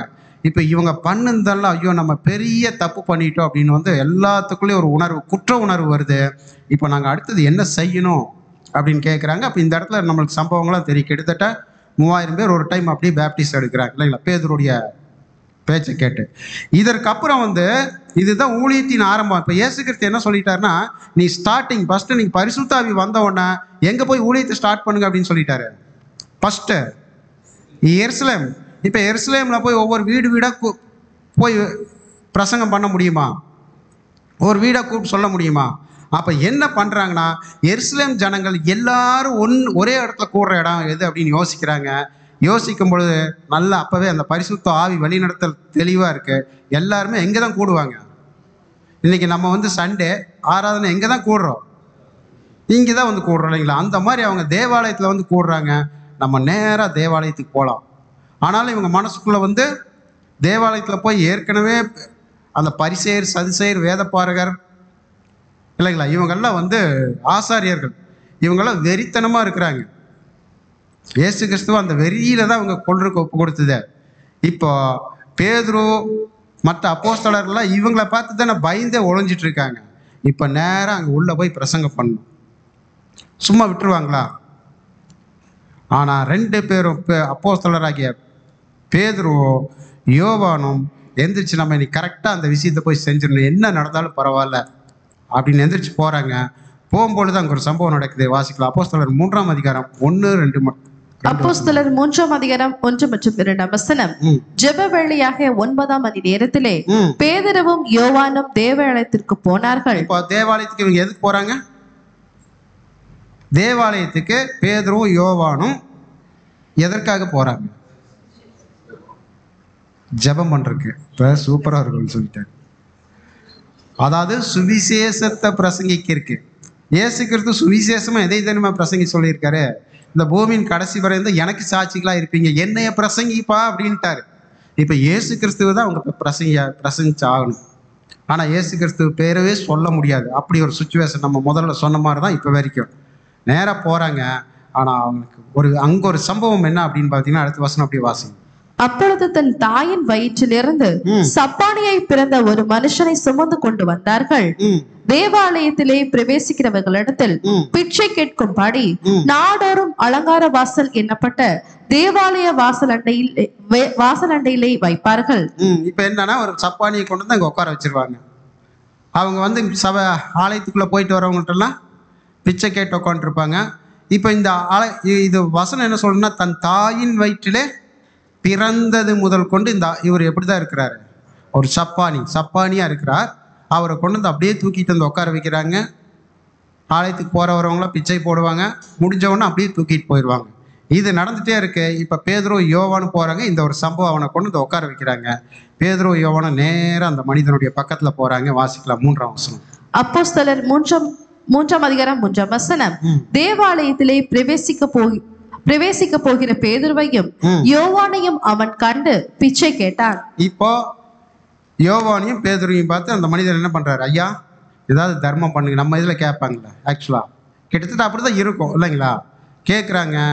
கேட்ட உடனே பேதுருக்கும் யோவானுக்கும் இப்போ என்ன வேலை செஞ்சுருக்கோம் அந்த இடத்துல? ஒரு சாதாரணமாக ஒரு மைண்ட். இப்போ ஆலயத்துக்குள்ளே போய் பேதுரும் யோவானும் பிரசங்கிச்சா பெரிய பிரச்சனை நடக்கும். ஏன் அவங்கள கொலை பண்ணுறது கூட வாய்ப்பு இருக்குது. இந்த இடத்துலயே அவங்க முடிவு பண்ணிட்டாங்க, நம்ம பிரசங்கிக்க போகிறதில்ல. இப்போ யார் தான் உள்ளே போய் பிரசங்கம் பண்ணுறது? இந்த சப்பானி தான் பண்ணுறான், அவர் தான் பண்ண போகிறார் அப்படின்றது முடிவு பண்ணிடுறாங்க. இவங்களை சடனாக அந்த பரிசுத்த ஆவி வேலை செய்யுது. பரிசுத்த ஆவின் அந்த வேலை செய்கிற ஒரு விஷயம் இவங்களுக்குள்ள என்ன நடந்திருக்கும் அப்படின்னா, என்ன ஞாபகப்படுத்தி இருக்கும் அப்படின்றத 1 கொரிந்தியர் 12ஆம் அதிகாரம் 9ஆம் வசனம் வாசிக்கலாம். 1 கொரிந்தியர் 12ஆம் அதிகாரம் 9ஆம் வசனம். வேறொருவனுக்கு அந்த ஆவியிலே விசுவாசமும் வேறொருவனுக்கு அந்த ஆவியிலே குணமாக்கும் வரங்களும். இப்ப குணமாக்கும் வரமும் எங்க கொடுக்கப்பட்டிருக்கு? அந்த பரிசுத்த ஆவியின் வளமே குணமாக்கு வரமும் கொடுக்கப்பட்டிருக்கு. இப்ப கரெக்டா அந்த குணமாக்குற வரத்தை யூஸ் பண்ணா யாரை ஈஸியா பிரசங்கிக்கலாம்? எதையும் பிரசங்கிக்கலாம்? இயேசு கிறிஸ்துவையும் பிரசங்கிக்கலாம், அவருடைய ராஜ்யத்தின் சுவிசேஷத்தை ஈஸியா பிரசங்கிக்கலாம் அப்படின்னு சொல்லிட்டு கரெக்டா இப்போ அந்த ஒரு வல்லமை எடுத்து யூஸ் பண்றாங்க. யூஸ் பண்ணி இப்போ பாருங்க, அதே அப்போஸ்தலர் 3ஆம் அதிகாரம் 4 மற்றும் 5 வசனங்கள் வாசிங்க. அப்போஸ்தலர் 3ஆம் அதிகாரம் 4 மற்றும் 5 வசனம். பேதுருவும் யோவானும் அவனை உற்று பார்த்து எங்களை நோக்கி பார் என்றார்கள். இப்ப பேதுருவும் யோவானும் அந்த சப்பானியை எங்களை பார், நல்லா பார்ப்பான்றாங்க. இப்ப சப்பானி மனசுக்குள்ள என்ன ஒரு எண்ணம் வந்திருக்கும்? ஓ, இன்னைக்கு ஏதோ நம்மளுக்கு ஒரு பெரிய ஒரு பல்கா ஏதோ ஒன்று கொடுக்க போறாங்க, கிடைக்குது அப்படின்ற மாதிரி அவர் யோசனை பண்ணிட்டு அப்படியே உத்து பார்க்கிறார். அடுத்த வசனம் வாசிங்க. அவன் அவர்களிடத்தில் ஏதாகிலும் கிடைக்கும் என்று எண்ணி அவர்களை நோக்கி பார்த்தான். அப்ப ஏதாகிலும் கிடைக்குமா அப்படின்னு ஏதோ ஒண்ணு கொடுக்க போறாங்க அப்படின்ற ஒரு எதிர்பார்ப்புல பாக்குறாரு. பாருங்க, இந்த ஒரு வசனத்தை கவனிக்கணும். அந்த ஏதாகிலும் கிடைக்கும் என்று அப்படின்னு ஒரு வார்த்தையை மட்டும் எடுத்தான்னு வச்சுங்களேன். இதே ஒரு மனநிலைமை கொஞ்ச நாளைக்கு முன்னாடி பேதுருக்கு இருந்துச்சு. ஏதாகிலும் கிடைக்குமா அப்படின்றத பேதுருக்கு இருந்துச்சு. ஞாபகம் இருக்கா? ஞாபகம் இருக்கா அந்த சம்பவம்? ஆண்டவரே, எல்லாவற்றையும் விட்டுட்டு உங்களை பின்பற்றி வந்தமே, எங்களுக்கு ஏதாகிலும் கிடைக்குமா அப்படின்னு கேட்குறாரு. பாருங்க, ஏதாகிலும் கிடைக்குமான்னு எதிர்பார்த்த பேதுருவை வச்ச இப்போ ஏதாகிலும் கிடைக்கும்னு எதிர்பார்க்குற ஒருத்தருக்கு செய்ய வைக்கிறார் இல்லைங்களா? ஏதாகிலும் கிடைக்கும்னு எதிர்பார்க்கும் பொழுது 2 பேரும் அவர்களிடத்தில் ஏதாகிலும் கிடைக்கும் என்று எண்ணி அவர்களை நோக்கி பார்த்தான். அப்ப பேதுரு ஒரு காரியத்தை சொல்றார், வாசிக்கலாம். 3ஆம் அதிகாரம் 6ஆவது வசனம். அப்போஸ்தலர் 3ஆம் அதிகாரம் 6ஆம் வசனம். அப்பொழுது பேதுரு, வெள்ளியும் பொன்னும் என்னிடத்தில் இல்லை. அப்ப பாருங்க, வெள்ளியும் நீ எதிர்பார்க்கிற வெள்ளியோ பொண்ணோ உனக்கு பிச்சை கொடுக்கறதுக்கு எங்களுக்கே அது கிடையாதுப்பா அப்படின்னு சொல்லிட்டு, என்னிடத்தில் உள்ளதை உனக்கு தருகிறேன். என்னிடத்துல ஒண்ணு இருக்கு, என்கிட்ட ஒண்ணு இருக்குது, அதை உனக்கு கொடுக்குறேன். நசரேயனாகிய இயேசு கிறிஸ்துவின் நாமத்திலே நீ எழுந்து நட என்று சொல்லி. இப்ப எவ்வளவு அழகா இயேசு கிறிஸ்துவ பிரசங்கம் பண்றாரு பாத்தீங்களா? பேரை கரெக்டா கோட் பண்ணி, நசரேயனாகிய இயேசு கிறிஸ்துவுடைய நாமத்தினால நீ எழுந்து நட என்று சொல்லி கையை பிடிச்சி தூக்குறாங்க. தூக்குன உடனே இந்த சப்பானி என்ன பண்ணிடுறாரு? அடுத்த வசனம் வாசிக்கலாம், 8ஆவது வசனம். அப்போஸ்தலர் 3ஆம் அதிகாரம் 8ஆம் வசனம். அவன் குதித்து எழுந்து நின்று நடந்தான். நடந்து குதித்து தேவனை துதித்து கொண்டு அவர்களுடனே கூட தேவாலயத்திற்குள் பிரவேசித்தார். பெரிய சம்பவம் நடக்குது. இது வரைக்கும் அந்த சப்பானி தேவாலயத்துக்குள்ள போயிருப்பாரா அப்படின்னா கண்டிப்பா என்ன இல்ல, வாய்ப்பே இல்லை. அவருக்கு தேவாலயத்துக்கு முன்னாடி கொண்டு போய் விட்டுருவாங்க. இவர் இப்ப குணம் அடைஞ்சு சந்தோஷத்துல குதித்து எழுந்து நடந்து அவர்களோட தேவாலயத்துக்குள்ள நேர பிரசங்கிக்கிறார். ஒருவேளை அந்த சப்பானி குணமடைஞ்சவன வீட்டுக்கு போயிருந்தா, இங்க வசன தேவாலயத்துக்குள்ள போயிட்டாருன்னு ஒருவேளை வீட்டுக்கு போயிருந்தாருன்னா ஆக்சுவலா அவர் சப்பானியாவே இருந்திருப்பாரு. அது எப்படின்னு பார்க்கலாம் பின்னால இல்லைங்களா? இப்ப நேர தேவாலயத்துக்குள்ள போகும்போது இப்ப தேவாலயத்துக்குள்ள இருக்கவங்கள யாரை பார்த்துருப்பாங்க? இந்த சப்பானியை பார்த்துருப்பாங்க. இவன் பிறந்ததுல இருந்து இப்படிதானே இருக்கிறான். எல்லாத்துக்கும் ஒரு பெரிய ஆச்சரியம். அப்படியே ஒரு கூட்டம் கூடுது, பயங்கரமா கூட்டம். என்னடா இவன் அவன் தானே, அங்க இருந்தவன் தானே. ஏன்னா நல்ல தெரிஞ்ச முகமா தான் இருக்கும். ஏன்னா இவங்க டெய்லி பார்த்துட்டு போற ஒரு முகமா இருந்திருக்கும், நல்ல பழக்கப்பட்ட ஒரு மனிதனா இருந்திருக்கும். இவன் எப்படி எழுந்து நடக்கிறான்? இவர் வேற அடுத்த வசனத்துல நம்ம 11ஆவது வசனம் வாசிங்க. அப்போஸ்தலர் 3ஆம் அதிகாரம் 11ஆம் வசனம். குணமாக்கப்பட்ட சப்பானி பேதுருவையும் யோவானையும் பற்றி கொண்டு இருக்கையில். இப்ப பாத்தீங்கன்னா இவர் சும்மா போல, பேதுருவும் யோவானையும் பற்றி கொண்டு போறார். போகும்போது இந்த ஜனங்களுடைய பார்வை இப்ப சப்பானியை பாக்குறாங்க. நீங்க இப்ப என்னை பார்க்கலாம், என்னை சப்பானியை நினைச்சு பாருங்க. இப்ப சப்பானியை பாக்குறாங்க. அடுத்தது யார் மேல இவங்களுக்கு பார்வை இருந்திருக்கும்? பேதுருவும் யோவானையும் கவனிக்கிறாங்க. அவங்க மனநிலைமையை பாருங்க. அப்படியே பேதுரு யோவானும் புரிஞ்சு பேதுரு சொல்றார், வாசிங்க சிஸ்டர் தொடர்ந்து. ஜனங்கள் எல்லாரும் பிரமித்து சாலமோன் மண்டபம் எண்ணப்பட்ட மண்டபத்திலே அவர்களிடத்திற்கு ஓடி வந்தார்கள். எல்லாம் ஓடி வராங்க, வாங்கப்பா ஒரு பெரிய அதிசயம் நடந்துருச்சு, எப்படி நடந்துச்சுன்னே தெரியல, வாங்க சீக்கிரம் வாங்க வாங்கன்னு எல்லாம் சாலமோன் மண்டபம்ன்ற மண்டபத்துல கூடுறாங்க. அவர் இடத்துல ஓடி வராங்க. இப்ப பேதுரு பாக்குறாரு, அந்த ஜனங்கள் எல்லாம் பாக்குறாரு. ஜனங்க சப்பானி ஒரு பக்கம் பாக்குறாங்க, பேதுரு யோவானியும் பாக்குறாங்க. அதை கரெக்டா புரிஞ்சுட்டு அந்த இடத்துல பேசுறாரு. வாசிக்கலாம் 12வது வசனம். அப்போஸ்தலர் 3:12 பேதுரு அதை கண்டு ஜனங்களை நோக்கி, இஸ்ரவேலரே, இதை குறித்து நீங்கள் ஆச்சரியப்படுகிறது என்ன? இப்ப பாருங்க, இப்ப சொல்றாரு, இதை குறித்து நீங்க ஏன் ஆச்சரியப்படுறீங்க? உங்களுக்கு அப்படி என்ன ஆச்சரியம்? இதற்கு முன்னாடி இது நடக்காமையா இருந்துச்சு. பாருங்க, எந்த விஷயத்துல இவர் சொல்ற விஷயம் இது ஒரு வார்த்தையோட கடந்து போயிடக்கூடாது. நல்லா புரிஞ்சுக்கணும். இதை ஏன் நீங்க ஆச்சரியமா பாக்குறீங்கன்னா என்ன அர்த்தம்? இதை வந்து நீங்க ஆச்சரியமா ஏன் பாக்குறீங்கன்னு கேட்கிறாருன்னா என்ன அர்த்தம்னு கேட்கிறேன். ஆக்சுவலா இது ஏற்கனவே நடந்திருக்கு. இந்த மாதிரி இதை யார் நடத்தியிருக்கா? இந்த மாதிரி இயேசு கிறிஸ்து இதை விட பெரிய அற்புதங்கள் எல்லாம் பண்ணியிருக்காரு. நீங்க இதை ஏன் ஆச்சரியப்படுத்துறீங்க? இப்ப எங்க கொண்டு வர பாருங்க பாயிண்ட. வாசிங்க தொடர்ந்து. நாங்கள் எங்கள் சுயசக்தியில் ஆனது, எங்கள் பயபக்தியிலாவது இவனை நடக்க பண்ணினோம் என்று நீங்கள் எங்களை நோக்கி பார்க்கிறது என்ன? ஏதோ நாங்க பெரிய விஷயமா எங்களுடைய பலத்தினாலும் எங்களுக்குள்ள ஏதோ ஒரு பெரிய பவர் இருக்கிற மாதிரி இப்ப நீங்க எல்லாம் என்ன பண்றீங்க? எங்களையே பார்த்துட்டு இருக்கீங்க. இவ்வளவு ஆச்சரியமே உங்களுக்கு தேவையில்லை. நீங்க முதல்ல நல்லா கவனிச்சிருந்தீங்கன்னா இவ்வளவு பெரிய ஆச்சரியம் உங்களுக்கு தேவை இருந்திருக்காது. ஏன் எங்களை பாக்குறீங்கன்ட்டு அப்படியே 13-14 வசனங்கள் வாசிக்கலாம். அப்போஸ்தலர் 3:13 மற்றும் 14 ஆபிரகாம், ஈசாக்கு, யாக்கோப்பு என்பவர்களுடைய தேவனாகிய நம்முடைய பிதாக்களின் தேவன் தம்முடைய பிள்ளைகளாகிய இயேசுவை மகிமைப்படுத்தினார். இப்ப யாரை கொண்டு வந்து நிறுத்துறாரு இந்த இடத்துல? ஒருவேளை நம்மளுக்கு இப்படி ஒரு பவர் இருந்துருந்துச்சுன்னா என்ன பண்ணிருப்போம்? இந்த இடத்துல யாரை முன்னாடி கொண்டு வந்து நிறுத்திருப்போம்? ஒருவேளை நமக்கு இப்படி ஒரு இந்த மாதிரி குணமாக்குற ஒரு வல்லமை இப்ப இருக்குன்னு வச்சுக்கோங்களேன், யாரை முன்னிலைப்படுத்தியிருப்போம்னு கேட்குறேன். ஆக்சுவலாக அப்படி சொல்லுவோம், மேக்சிமம் நம்மளை தான் முன்னிலைப்படுத்தி போயிட்டு இருப்போம். பாத்தியா என்னுடைய பவர் பாத்தியா, நான் எப்படியேப்பட்ட ஆள் பாத்தியா அப்படின்ட்டு ஆட்டோமேட்டிக்காக போயிடும் ஆக்சுவலாக. ஆனால் பேதுரு சரியான ஒரு விதத்தை செய்கிறாங்க. இது நாங்களா செய்யலை, இது எங்களுடைய சுயசித்தமாக எங்களுடைய வல்லமையோ கிடையாது அப்படின்னு சொல்லிட்டு சொல்கிறாரு. ஆபிரகாம்லேருந்து கோட் பண்ணி காட்டுறாரு. ஆபிரகாமை தேர்ந்தெடுத்தார்ல, தேர்ந்தெடுத்து தானே இப்போ இந்த அந்த ஆபிரகாமுடைய சந்ததியிலிருந்து தான் நம்ம வந்திருக்கோம். யாக்கோபு, ஈசாக்கு அவங்க மூலியமா அப்படியே நம்மளை சந்ததியாக கொண்டு வந்து கடைசியில் நம்மளுடைய சந்ததியிலிருந்து யாரையும் தான் கொண்டு வந்தாரு? அவருடைய ஒரே பேரனுக்குமாரனாகிய இயேசு கிறிஸ்துவையும் கொண்டு வந்ததை நீங்க சரியா புரிஞ்சுக்கல, சிந்திக்கல அப்படின்னு சொல்றாரு இந்த இடத்துல. வாசிங்க. அவரை நீங்கள் ஒப்பு கொடுத்தீர்கள். பிலாத்து அவரை விடுதலையாக்க தீர்மானித்த போது அவனுக்கு முன்பாக அவரை மறுதளித்தீர்கள். பரிசுத்தமும் நீதியும் உள்ளவரை நீங்கள் மறுதளித்து கொலைபாதகனை உங்களுக்காக விடுதலை பண்ண வேண்டும் என்று கேட்டு. பாத்தீங்களா என்ன சொல்றாரு அப்படின்னா? தைரியமா பேசுறாரு. இப்ப அதுக்கு முன்னாடி இந்த தைரியம் இல்ல. அவருடைய குமாரனையே நம்மளுடைய சந்ததியிலிருந்தே அவருடைய குமாரனை கொண்டு கொடுத்தாரு. ஆனா நீங்க அவரை மறுதளிச்சுட்டு, பரிசுத்தமும் நீதியும் உள்ளவரை மறுதளிச்சுட்டு கொலைபாதகனை உங்களுக்காக விடுதலை பண்ணணும்னு கேட்டீங்க. ஒரு பாவியை வந்து உங்களுக்காக விடுதலை பண்ணணும்னு கேட்டீங்க அப்படின்னு 15வது வருஷத்துல இன்னொரு ஹைலைட்டா ஒரு விஷயத்தை கோட் பண்றாரு. வாசிங்க. அப்போஸ்தலர் 3:15 ஜீவாதிபதியை கொலை செய்தீர்கள். ஜீவாதிபதியை கொலை செய்தீர்கள் அப்படின்னா இதோடைய அர்த்தம் என்ன? ஜீவாதிபதினா என்ன?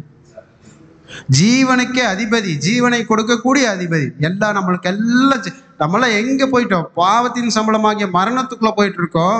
ஆனா இன்னைக்கு நம்மளுக்கெல்லாம் ஜீவனை கொடுக்கக்கூடியதே யாரு? இயேசு கிறிஸ்து. அப்படியாப்பட்ட ஜீவனை கொடுக்கக்கூடிய ஜீவாதிபதியை நீங்க என்ன பண்ணிட்டீங்கன்னா கொலை செஞ்சிட்டீங்க. ஆனா பாருங்க, இப்பதான் ஒரு விஷயத்தை கோட் பண்றாரு. ஏன் இயேசு கிறிஸ்து வந்து அவர் தன்னை உயிரோடு உள்ளவர்களாக அவர்களுக்கு காண்பித்தார் அப்படின்றது இந்த வசனத்துல ஒரு காரியம் இருக்கோ. வாசிங்க.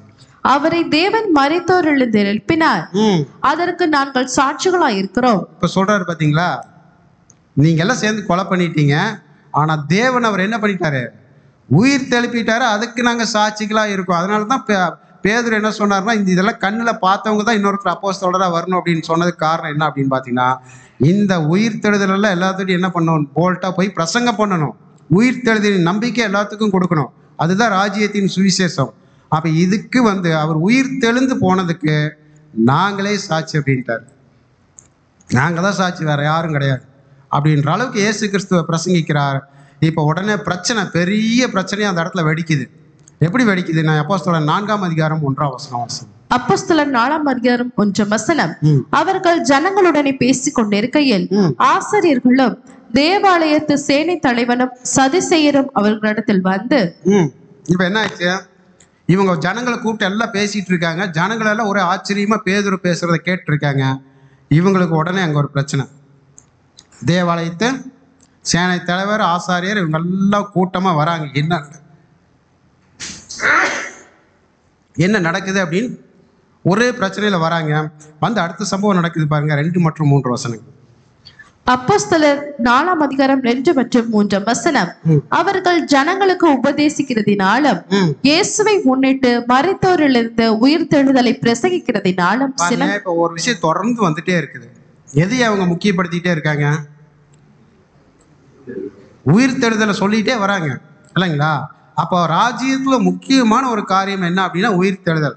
அதை அவங்களுக்கு அந்த நேரத்துல ரொம்ப ஒவ்வொரு இடத்துலயும் அவங்க கோடிட்டு காட்டிட்டே வராங்க. அவர்கள் ஜனங்களுக்கு உபதேசத்தினாலும் இயேசுவை முன்னிட்டு, எல்லா இடத்துலையும் யாரை முன்னாடி கொண்டு நிறுத்தியிருக்காங்க? இயேசுவை முன்னிட்டு அவரை பிரசங்கிக்க ஆரம்பிச்சிட்டாங்க. முன்னிட்டு மரித்தோர்ல இருந்து உயிர்த்தெழுதலை பிரசங்கத்தினாலும். இப்ப யார் கோவம் வந்துருச்சு? வாசிங்க, தொடர்ந்து வாசிங்க. சினம் கொண்டு அவர்களை பிடித்து சாயங்காலமாயிருக்கிற படியினால் மறுநாள் வரைக்கும் காவலில் வைத்தார்கள். இதெல்லாம் பேசுறத பார்த்தோம்னா நம்ம யார வந்து பாவி, குற்றம் செஞ்சவன், தேவதூஷணம் பேசுனவன், கொலை பண்ணமோ அவனையே கொண்டு இவங்க என்ன பண்றாங்க? தேவனுடைய குமாரன் உயிர் தெழுதுட்டார்னு இவங்க கொண்டு நிறுத்துறாங்களே அப்படின்னு சொல்லி இவங்களுக்கு பயங்கர சினம் கொண்டுனா பயங்கரமான கோபம், கடும் கோபம் கொண்டு இவங்களை பிடிச்சு அரெஸ்ட் பண்றாங்க. சாயங்காலம் ஆயிடுச்சு, இப்ப விசாரிக்க முடியாது அப்படின்னு சொல்லி இவரை அரெஸ்ட் பண்ணி வச்சுட்டு இவங்கெல்லாம் திட்டம் போடுறாங்க. நைட் பூரா உட்காந்து ஆலோசனை. இவங்களை எந்த கேள்வியை கேட்டா இவனை மடக்கலாம், அதான் ஒரு கேள்வி கேட்கணும். அந்த கேள்வியில அவங்க சொல்ற ஒரே பதிலில் வந்து இவங்களை வந்து நம்ம அரெஸ்ட் பண்ணணும், இல்லைன்னா கொலை பண்ணணும் அப்படின்ற மாதிரி அவங்களுக்குள்ள ஒரு திட்டம் போடுறாங்க. வாசிக்கலாம் 4ஆவது அதிகாரம் அப்போஸ்தலர் 4ஆம் வசனம். அப்போஸ்தலர் 4ஆம் அதிகாரம் 4ஆம் வசனம். வசனத்தை கேட்கிறவர்களில் அநேகர் விசுவாசித்தார்கள். அவர்கள் தொகை ஏறக்குறைய 5000 இருந்தது. இங்க ஒரு 5000 பேர். இப்ப இப்படியே வந்து இவங்க பின்னாடி அதாவது அப்போஸ்தலர்கள் பின்னாடி கூட்டமா போறதை பார்த்த உடனே இவங்களுக்கு இருக்கும் பயங்கரமான கோபம் வந்துருச்சு. இந்த பரிசேயர், சதுசேயர், வேத பாரகர், பிரதான ஆசாரியார், இவங்களுக்கு எல்லாமே கோபம் வந்து இவங்களை பிடிச்சி அரெஸ்ட் பண்ணி வச்சுட்டு மறுநாள் காலை விடியுது. இவங்கெல்லாம் வந்து ஒரு தீர்மானம் பண்ணிட்டு வந்துட்டாங்க. காலையில் நம்ம போய் கேட்குற கேள்வியில் அவன் சொல்கிற பதிலில் அவங்கள வெளியே விடக்கூடாது அப்படின்ற மாதிரி போகிறாங்க. போய் கேட்குறாங்க. 4ஆம் அதிகாரம் 5 to 7 வசனங்கள் வாசிங்க. அப்போஸ்தலர் 4ஆம் அதிகாரம் 5 மற்றும் 7ஆம் வசனம். மறுநாளிலே ஜனங்களுடைய அதிகாரிகளும் மூப்பரும் வேத பாரகரும் பிரதான ஆசாரியனுமாகிய. பாருங்க எத்தனை பேர் கூட்டமா கூடுறாங்க. மறுநாள்ல ஜனங்களுடைய அதிகாரிகள், மூப்பர், வேத பாரகர், பிரதான ஆசாரியர், அண்ணா காய்பா அப்படின்னு, அப்புறம் யோவானும் அலெக்சாந்தரும் பிரதான ஆசாரனுடைய குடும்பத்தார் யாவரும் எருசலேமில் கூட்டம் கூடினார்கள். இப்போ இவங்க எல்லாம் சேர்ந்து ஒரு மீட்டிங் போடுறாங்க. இது இப்போ யாருக்கு ஆபத்து? இவங்க பண்ணிட்டு இருக்கிறது, இவங்க தொடர்ந்து இவங்களை பண்ண விட்டா இது யாருக்கு ஆபத்தா முடிஞ்சிடும் அப்படின்னு புரிஞ்சுட்டாங்க. அவங்களுக்கு ஆபத்தா வரும்னு இவங்க ஒரு கூட்டமா கூடி 7வது வசனம் வாசிச்சிட்டாங்க. அவர்களை நடுவே நிறுத்தி, நீங்கள் எந்த வல்லமையினாலே எந்த நாமத்தினாலே இதை செய்தீர்கள் என்று கேட்டார்கள். கேள்வி புரியுதுங்களா? நீங்க என்ன அதிகாரத்துல இதை செய்றீங்க? எந்த நாமத்துல செய்றீங்க? உங்களுக்கு யார் அந்த வல்லமையை கொடுத்தது? ஒருவேளை இந்த குணமாக்கப்பட்ட அந்த சப்பானி இங்க இருந்திருப்பானா இல்லையா? அவர் இருந்திருப்பாரா இல்லையா இந்த இடத்துல? அப்ப இந்த சப்பானிக்கு எப்படி இருந்திருக்கும்? என்னடா நம்ம இவ்வளோ வருஷமா நம்ம எதுக்கு ஏங்கிட்டு இருந்தோமோ அது வந்து ரெடியாகி கரெக்டாகி வந்திருக்கு. இவங்க இதை வந்து ஒரு பெரிய பஞ்சாயத்தாக பேசிகிட்டு இருக்காங்களே அப்படின்னு. ஆக்சுவலாக இந்த இடத்துல நிறைய அந்த சப்பானி பேசியிருக்கிறதுக்கு வாய்ப்புகள் இருக்குது. நான் சொல்கிறேன் கேளுங்க. அவங்க எந்த நாமத்தில் என்னை வந்து குணமாக்குனாங்கன்னு அவங்க சொல்ல வேண்டாம், நான் சொல்கிறேன் பாருங்க அப்படின்னு கூட சொல்லியிருப்பாங்க இல்லைங்களா? இப்போ எந்த நாமத்தினால் நீங்கள் வந்து இதை வந்து இப்போ இவங்க என்ன சொல்லியிருப்பாங்க? இயேசு கிறிஸ்துவின் நாமத்தினால். பிடிங்கடா, தேவதூஷணம் பேசின ஒரு மனுஷனை வந்து நம்ம பேசவே கூடாதுன்னா இவங்க என்ன பண்ணிட்டு இருக்காங்க? இவனுங்க மறுபடியும் பேசுகிறாங்க, இவங்களை அரெஸ்ட் பண்ணுங்க அப்படின்னு அரெஸ்ட் பண்ணலாம். ஆனால் ஒருவேளை இயேசு கிறிஸ்து நாமத்தினால இவங்க 2 பேரும் என்னை குணமாக்குனாங்கன்னு சப்பானி போய் சொல்லும் பொழுது சப்பானி என்ன பண்ணியிருக்க முடியும்? ஏதாவது பண்ணியிருக்க முடியுமா? இப்போ பார்த்தீங்களா, சப்பானி அப்படின்றத வச்சு, அந்த சப்பானியை வச்சு இயேசு கிறிஸ்துவ அந்த காலகட்டத்தில் எப்படி பிரசங்கிக்கிறாங்க அப்படின்றத ஒரு காரியத்தை நம்ம புரிஞ்சுக்கணும். அப்படியே 4ஆம் அதிகாரம் 17, 18 வசனங்களை வாசிச்சிடலாம். அப்போஸ்தலர் 4ஆம் அதிகாரம் 17 மற்றும் 18 வசனம். ஆகிலும் இது அதிகமாய் ஜனத்துக்குள்ளே பரமாத படைக்க. இது அப்படியே விட்டுட்டா என்ன ஆயிரும்? ஃபுல்லா ஸ்ப்ரெட் ஆயிரும். எல்லா ஜனங்களும் இவங்க பின்னாடி போயிருவாங்க. அது அந்த அளவுக்கு நம்ம விடக்கூடாது அப்படின்னு சொல்லி இவங்க பிளான் பண்றாங்க. வாசிங்க. இது முதல் ஒருவரோடும் இந்த நாமத்தை குறித்து பேசக்கூடாது என்று அவர்களை உறுதியாய் பயமுறுத்த வேண்டும் என்று சொல்லிக்கொண்டு. பாத்தீங்க, இவங்களுடைய நைட் பூரா இவங்களுடைய திட்டம் என்ன? யார் நாமத்தினால நீ இதை செஞ்சீங்கன்னு கேட்கலாம். இயேசு கிறிஸ்துன்னு சொன்னா அவங்களை அரெஸ்ட் பண்ணிடலாம். ஒருவேளை இவங்களும் சொல்லியிருப்பாங்க, ஆனால் அதற்கு முன்னாடி சப்பானியும் சொல்லியிருப்பாரு. இவங்களால ஒன்றும் பண்ணியிருக்க முடியாது. இப்போ என்ன பண்ணுறாங்கன்னா, இவங்களை இனிமேல் இந்த நாமத்தை சொல்லாதீங்கன்னு பயம்புறுத்தணும் அப்படின்னு முடிவு பண்ணிட்டாங்க. அதாவது அந்த பேரை சொன்னாலே ஒரு பயம், ஒரு அச்சுறுத்தல் இல்லைங்களா? இதெல்லாம் இன்னும் கொஞ்ச நாள் நம்மளுக்கு நிகழப்போகுது, இந்த மாதிரி அச்சுறுத்தல்கள்லாம். அப்படின்னு உறுதியாய் பயமுறுத்த வேண்டும் என்று சொல்லிக்கொண்டு 18வது வசனம். அவர்களை அழைத்து இயேசுவின் நாமத்தை குறித்து எவ்வளவும் பேசவும் போதிக்கவும் கூடாது என்று அவர்களுக்கு. இப்ப நீ குணமாக்குறது அது கண்ணுக்கே தெரியல. யார் பேர் யூஸ் பண்ணக்கூடாதுன்றாங்க? இயேசு கிறிஸ்துவ பேரை நீங்க இனி யூஸே பண்ணக்கூடாதுன்னு சொல்லி அவங்களுக்கு கட்டளையிட்டு அவங்களை அனுப்புறாங்க. அதற்கப்புறம் பார்த்தீங்கன்னா இந்த வசனம் வாசிக்க வேண்டாம். பேதுரு யோவான் தைரியமா, நாங்கள் உங்க பேச்சை கேட்குறதுக்கு நாங்கள் வரல, தேவன் எங்களுக்கு என்ன கொடுத்தாரோ, இயேசு கிறிஸ்து என்ன கொடுத்தாரோ அதை நாங்கள் செஞ்சே தீர்வோம் அப்படின்னு சொல்லி அவங்க அந்த இடத்துல போல்ட்டாக பேசுகிறாங்க. கடைசியில் பார்த்தீங்கன்னா அந்த 21வது வசனம் வாசிங்க சிஸ்டர். நடந்த சங்கதிகளை குறித்து எல்லாரும் தேவனை மகிமைப்படுத்தினபடியால். இப்போ நல்லா கவனிச்சுக்கோ, இதுதான் பாயிண்ட். இப்போ நடந்த சம்பவத்தெல்லாம் பார்த்து எல்லோரும் தேவனை மகிமைப்படுத்துறாங்க. அது எல்லோருன்றது எந்த ஒரு இடத்துல நடக்குது? இப்போ இயேசு கிறிஸ்து சொன்ன எருசலேம் அப்படின்ற பட்டணத்தில் நீங்கள் எருசலேமில் போய் ஊழியத்தை ஸ்டார்ட் பண்ணுங்கன்னு சொன்னார். இப்போ எருசலேமில் தான் அந்த சம்பவம் நடந்துட்டு இருக்கு. இப்போ எருசலேமில் கிட்டத்தட்ட என்ன பண்ணிட்டாங்க? சுவிசேஷத்தை அறிவிச்சிட்டாங்க. அங்கே எல்லோரும் என்ன பண்ணுறாங்கன்னா தேவனுடைய நாமத்தை மகிமைப்படுத்த ஆரம்பிச்சிட்டாங்க. ஆனால் இவங்க வேதபாரகர் பரிசேயர்ல இவங்களை பயமுறுத்தி அனுப்புகிறாங்க. இப்போ என்ன அப்படின்னு பார்த்தீங்கன்னா, இயேசு கிறிஸ்து மரணத்துக்கு அப்புறம் அந்த சுவிசேஷம் ஊழியங்கள் தொடர்ந்து நடக்கணும்னு அப்போஸ்தலரை நியமித்து அவங்களுக்கு பயங்கரமான ஒரு இக்கட்டான ஒரு சூழ்நிலை இருந்துச்சு. அதாவது சுவிசேஷத்தை அறிவிக்கிறதுக்கு சாதகமற்ற ஒரு சூழ்நிலையாக இருந்துச்சு. அதில் கூட தைரியமாக போய் அவங்க சுவிசேஷத்தை அறிவித்து அங்கே எருசலேமில் தேவனுடைய நாமம் மகிமைப்பட்டுச்சு. இப்போ நம்ம இருக்கிற பட்டணத்தில் நம்மின் நிமித்தமாக தேவனுடைய நாமம் மகிமைப்படுதா? இந்த சம்பவம் அந்த சம்பவம் அதோட முடிஞ்சு, இந்த சப்பானின்ற விஷயங்கள் முடிஞ்சிருச்சு. இப்போ அடுத்து நமக்கு வந்துடும். இப்போ இதையே இவ்வளோ நேரம் நம்ம பார்க்கணும். இதெல்லாம் எப்போது நடந்து 2000 வருஷத்துக்கு முன்னாடி நடந்த ஒரு விஷயந்தான். சப்பானி குணமாக்குனாங்க. இது பல முறை நம்ம படிச்சிருக்கோம், நம்மளுக்கு தெரிஞ்ச சம்பவங்கள் தான். ஏன் நம்ம இப்போ இதை ஒரு பாடமாக பார்த்துட்டு இருக்கோம்? பார்த்தீங்கன்னா இது கிட்டத்தட்ட வேற எந்த வசனத்துக்குமே நம்ம வெளியே போகல. இந்த அதிகாரத்துக்குள்ளேயே வந்துருக்கும், இந்த சம்பவத்துக்குள்ளேயே தான் வந்துட்டு இருக்கு பாடம். ஏன்? அப்போஸ்தலர்கள் ஸ்டார்ட் பண்ணாங்க ஊழியம். இப்போ அப்போஸ்தலர்கள் இல்லை. இப்போ அந்த ஊழியத்தை யார் நம்ம செய்யணும்? யார் செய்கிறது? யார் செய்யுது? யார் செய்கிறது? யார் செய்யணும்? அப்படின்னு இயேசு கிறிஸ்துக்கு பின்னாடி அப்போஸ்தலர்கள் அப்படியே சீசர்கள் தொடர்ந்து செஞ்சுட்டு அவங்க ஊழியத்தை அப்படியே செஞ்சுட்டே வந்துட்டாங்க. இப்போ கடைசி பகுதினா நம்ம அந்த ஒரு வசனம் வாசிச்சோம்ல, ஆதார வசனம் ஞாபகம் இருக்கா? மத்திய 24ஆம் அதிகாரம் 14ஆம் வசனம். மத்திய 24ஆம் அதிகாரம் 14ஆம் வசனம் நம்ம வாசித்தோம். அந்த வசனத்துடைய தாற்பயம் என்ன? இந்த ராஜ்யத்தின் சுவிசேஷம் பூமியில் உள்ள சகல ஜாதிகளுக்கும் பிரசங்கிக்கப்படும். அப்பொழுது இப்போ முடிவு யார் கையில் கொடுத்துருக்காரு? இப்போ இந்த உலகத்துடைய இந்த 2ஆம் உலகத்துடைய முடிவை யார் கையில் கொடுத்துட்டாரு?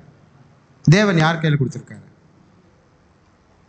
நம்ம கையில் தான் கொடுத்துருக்காரு. இப்போ நம்ம அதை முடிச்சு வைக்கிற வேலையை நம்ம செய்கிறோமா கரெக்டாக? அதாவது இயேசு கிறிஸ்து இந்த பூமியில் ஊழியம் செஞ்சுட்டு இருக்கும் போதே அப்போஸ்தலர்கள் ஒரு விஷயத்தை கேட்குறாங்க. அவர்கிட்ட போய் சில விஷயம் நம்ம கேட்க வேண்டியதெல்லாம் அவங்க கேட்டாங்க. இந்த முடிவு எப்பெல்லாம் வரும், எப்போ வரும், என்ன நடக்கும் அப்படின்னு சொல்லி கேட்குறாங்க. வாசிக்கலாம் பாருங்க. மத்திய 24ஆம் அதிகாரம் 3ஆம் வசனம். மத்தேயு 24ஆம் அதிகாரம் 3ஆம் வசனம். பின்பு அவர் ஒலிவ மலையின் மேல் உட்கார்ந்திருக்கையில் சீஷர்கள் அவரிடத்தில் தனித்து வந்து, இவைகள் எப்பொழுது சம்பவிக்கும்? உம்முடைய வருகைக்கும் உலகத்தின் முடிவுக்கும் அடையாளம் என்ன? எங்களுக்கு சொல்ல வேண்டும் என்றார்கள். நீங்க எப்ப பாரு ராஜ்யத்தின் சுவிசேஷமே சொல்லிட்டு இருக்கீங்க, நான் வேற போயிருவேன்றீங்க, திரும்பி வருவேன்றீங்க. இதெல்லாம் எப்ப சம்பவிக்கும்? இதை நீங்க போறதுக்கும் வர்றதுக்கும் இந்த உலகத்துடைய முடிவுக்கும் என்னதான் அடையாளம் இருக்குது? எப்படி நாங்க தெரிஞ்சுக்கிறது அப்படின்னு நம்ம சார்பா அன்னைக்கே அங்க இயேசு கிறிஸ்து தெளிவா கேட்டாங்க. அப்ப சொல்றாரு, முடிவு எப்போ வரும்னா, முதல்ல முடிவுக்கு முன்னாடி சில சம்பவங்கள் சொல்றாரு. பஞ்சம் வரும், கொள்ளை நோய்கள் வரும், பூமி அதிர்வுகள் வரும், ராஜ்யத்திற்கு எதிராக ராஜ்யம் எழும்பும், இதெல்லாம் நடக்கும் அப்படின்னு சொல்லிட்டு அடுத்த வசனத்தை என்ன சொல்லுவாரு? ஆனாலும் முடிவு உடனே வராது. இதெல்லாம் எதுக்கு ஆரம்பமாமா? இதெல்லாம் வேதனைக்கு ஆரம்பம். இப்போ நல்லா கவனிச்சுட்டு ஒரு பாயிண்ட்டை, பஞ்சம் வருதா? நம்ம கண்ணில் பார்க்குறோமா? நமக்கு இன்னும் வரல, ஆனால் உலகத்தில் பஞ்சம் இருக்குதா இல்லையா? கொள்ளை நோய் வருதா இல்லையா? பூமி அதிர்வுகளை பார்க்குறோமா இல்லையா? ராஜ்யத்துக்கு எதிராக ராஜ்யத்தை எழும்புறதா பார்க்குறோமா இல்லையா? இதெல்லாம் எதுக்கு ஆரம்பம்னு சொல்லிட்டாரு? அது என்ன வேதனை? வேதனையை இன்னொரு ஸ்லாங்கில் நம்ம சொல்லணும்னா என்ன சொல்லலாம்? மகா உபத்திரவம் சொல்லலாம். இப்போ நம்ம மகா உபத்திரவத்துக்குள்ள போயிட்டு இருக்கோமா இல்லையா? என்ன சொல்லிட்டாரு? இதெல்லாம் வேதனைக்கு ஆரம்பம். இதெல்லாம் நடக்குது இல்லப்பா, இதெல்லாம் வேதனைக்கு ஆரம்பம். இது நடந்து அப்படியே தீவிரமா அப்ப மகா உபத்திரவம் ஸ்டார்ட் ஆயிருச்சா இல்லையான்னு ஒரு கொஸ்டினை வச்சா நம்ம என்ன சொல்லலாம்? இப்போ மகா உபத்திரவம் ஆரம்பிச்சிருச்சா இல்லையான்னு ஒரு கொஸ்டினை வச்சா என்ன சொல்லலாம்? இன்னும் தொடங்கல அப்படின்னு சொல்லலாமா, இல்லை தொடங்கிருச்சுன்னு சொல்லலாமா? ஏன்னா இயேசு கிறிஸ்து அந்த தொடக்கம், அதாவது இதெல்லாம் ஆரம்பம் அப்படின்ட்டார், வேதனைக்கு ஆரம்பம்ட்டார். அப்போ அந்த வேதனைக்கு ஆரம்பம்ன்ற சம்பவங்கள் நம்ம கண்ணு முன்னாடி நடந்துட்டு இருக்கு. அப்போ நடக்கும்போது இப்போ நம்ம எந்த என்ட்ரன்ஸ்ல இருக்கோம்? மகா உபத்திரவத்தின் தொடக்கத்துக்குள்ள நம்ம போயிட்டோம். அதை தான் சொல்றாரு, இதெல்லாம் வேதனைக்கு ஆரம்பம், ஆனாலும் முடிவு வராது. எப்ப முடிவு வரும் அப்படின்னு சொன்னா வாசிக்கலாம். மத்தேயு 24ஆம் அதிகாரம் 14ஆம் வசனம். மத்தேயு 24ஆம் அதிகாரம் 14ஆம் வசனம். ராஜ்யத்தினுடைய இந்த சுவிசேஷம் உலகம் எங்கும் உள்ள சகல ஜாதிகளுக்கும் சாட்சியாக பிரசங்கிக்கப்படும், அப்பொழுது முடிவு வரும். இப்ப பாருங்களேன், இப்ப என்ன சொல்லிட்டாருன்னா, இந்த ராஜ்யத்தின் சுவிசேஷம் அவங்களுக்கு சொன்னார்ல, நீங்க ராஜ்யத்தின் சுவிசேஷத்தை போய் பிரசங்கிங்கப்பா. அந்த ராஜ்யத்தின் சுவிசேஷத்துக்குள்ள என்னென்ன இருக்கு? என்னென்ன அடங்கி இருக்குது? ராஜ்யத்தின் சுவிசேஷத்துக்குள்ள என்னென்ன அடங்கியிருக்கு? ஒன்று உயிர் தேடுதல், அப்புறம் உயிர் தேடுதல், அப்புறம் என்ன? அதான் ராஜ்யத்துக்குள்ள. இப்ப ராஜ்யம்னா அந்த ராஜ்யத்துக்குள்ள என்னென்ன அடங்கியிருக்கு? உயிர் தேடுதல் இருக்கும், ஓகே. அங்க பஞ்சம் இருக்காது, அங்க கொள்ளை நோய் இருக்காது, அங்க பூமி அதிர்வு இருக்காது. புரியுதுங்களா? எதுவுமே இருக்காது. இதெல்லாம் அடங்கினது தான் தேவனுடைய அந்த கிறிஸ்துவுடைய அந்த ராஜ்யத்தின் வெளிப்பாடு, ஒட்டுமொத்த வெளிப்பாடு இல்லைங்களா? இப்போ இதையெல்லாம் நீங்கள் போய் பிரசங்கிக்கணும். இது எல்லாம் பிரசங்கிச்சு ஓரளவுக்கு உலகத்தில் எல்லா ஜாதிகளுக்கும் போய் எல்லா ஜாதிகளும் அப்படின்னும் பொழுது உலகத்தில் இருக்க ஒவ்வொரு தனி மனிதன் அப்படின்னு எடுத்துக்க வேண்டாம். ஒரு குடும்பத்தில் ஒருத்தருக்கு சத்தியம் போயிடுச்சுனால என்ன ஆயிடுச்சு? அந்த குடும்பத்துக்குள்ளே போயிடுச்சு, அவ்வளோதான். புரியுதுங்களா? ஒருத்தருக்கு சத்தியம், ஒரு குடும்பத்தில் ஒருத்தருக்கு போயிடுச்சுனாலே அந்த குடும்பத்துக்கு எல்லாத்துக்குமே சத்தியம் போனதாக அர்த்தம். அது ஏற்றுக்கொள்றதும் ஏற்றுக்கொள்ளாததும் அவர்களுடைய விருப்பம். அதை ஒன்று புரிஞ்சுக்கணும். அப்போ இந்த மாதிரி இந்த ராஜ்யத்தின் சுவிசேஷம் கிட்டத்தட்ட எல்லாத்துக்கும் போயிட்டே இருக்கு. இன்னைக்கும் நம்ம அந்த ராஜ்யத்தின் சுவிசேஷத்தை பண்ணிட்டு இருக்கோம். ஆனால் ராஜ்யத்தின் சுவிசேஷத்தை தைரியமாக போய் பிரசங்கிக்கிறதுக்கு பேதுருக்கும் யோவானுக்கும் ஒரு சப்பானி கிடைச்சார். இப்போ நம்மளுக்கு அந்த மாதிரி ஏதாவது ஒரு சுச்சுவேஷன் இருக்கா? சப்பானி சுச்சுவேஷன். சரி, சப்பானின்னா என்ன? நம்ம அதையே தெரிஞ்சுக்காமையே பாடத்தை முழுதப்பா. சப்பானின்னா என்ன? நடக்க முடியாது. அவங்களுடைய வேலைகளை அவங்களே செய்து கொள்ள முடியாது. அவங்களை இன்னொருத்தர் தூக்கிட்டு வந்து உட்கார வைக்கணும், இன்னொருத்தர் தூக்கணும், எழுப்பணும், அவங்களுக்கு இன்னொருத்தர் சாப்பாடு கொடுக்கணும் இல்லைங்களா? அவர்களுடைய ஒரு வசனம் வாசிக்கலாம். 115ஆம் சங்கீதம் 5 முதல் 7 வசனங்கள் வரும். 115ஆம் சங்கீதம் 5 மற்றும் 7 வசனம்.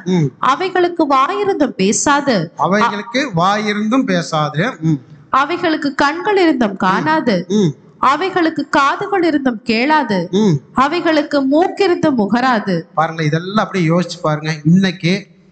இன்னைக்கு பைபிள்ல கையில வச்சுட்டு இருக்க அநேகர் எடுத்து இந்த வசனத்தை அப்படி, இது வந்து ஒரு விக்கிரகத்தை பற்றி சொல்லப்பட்டிருக்க ஒரு வசனம்.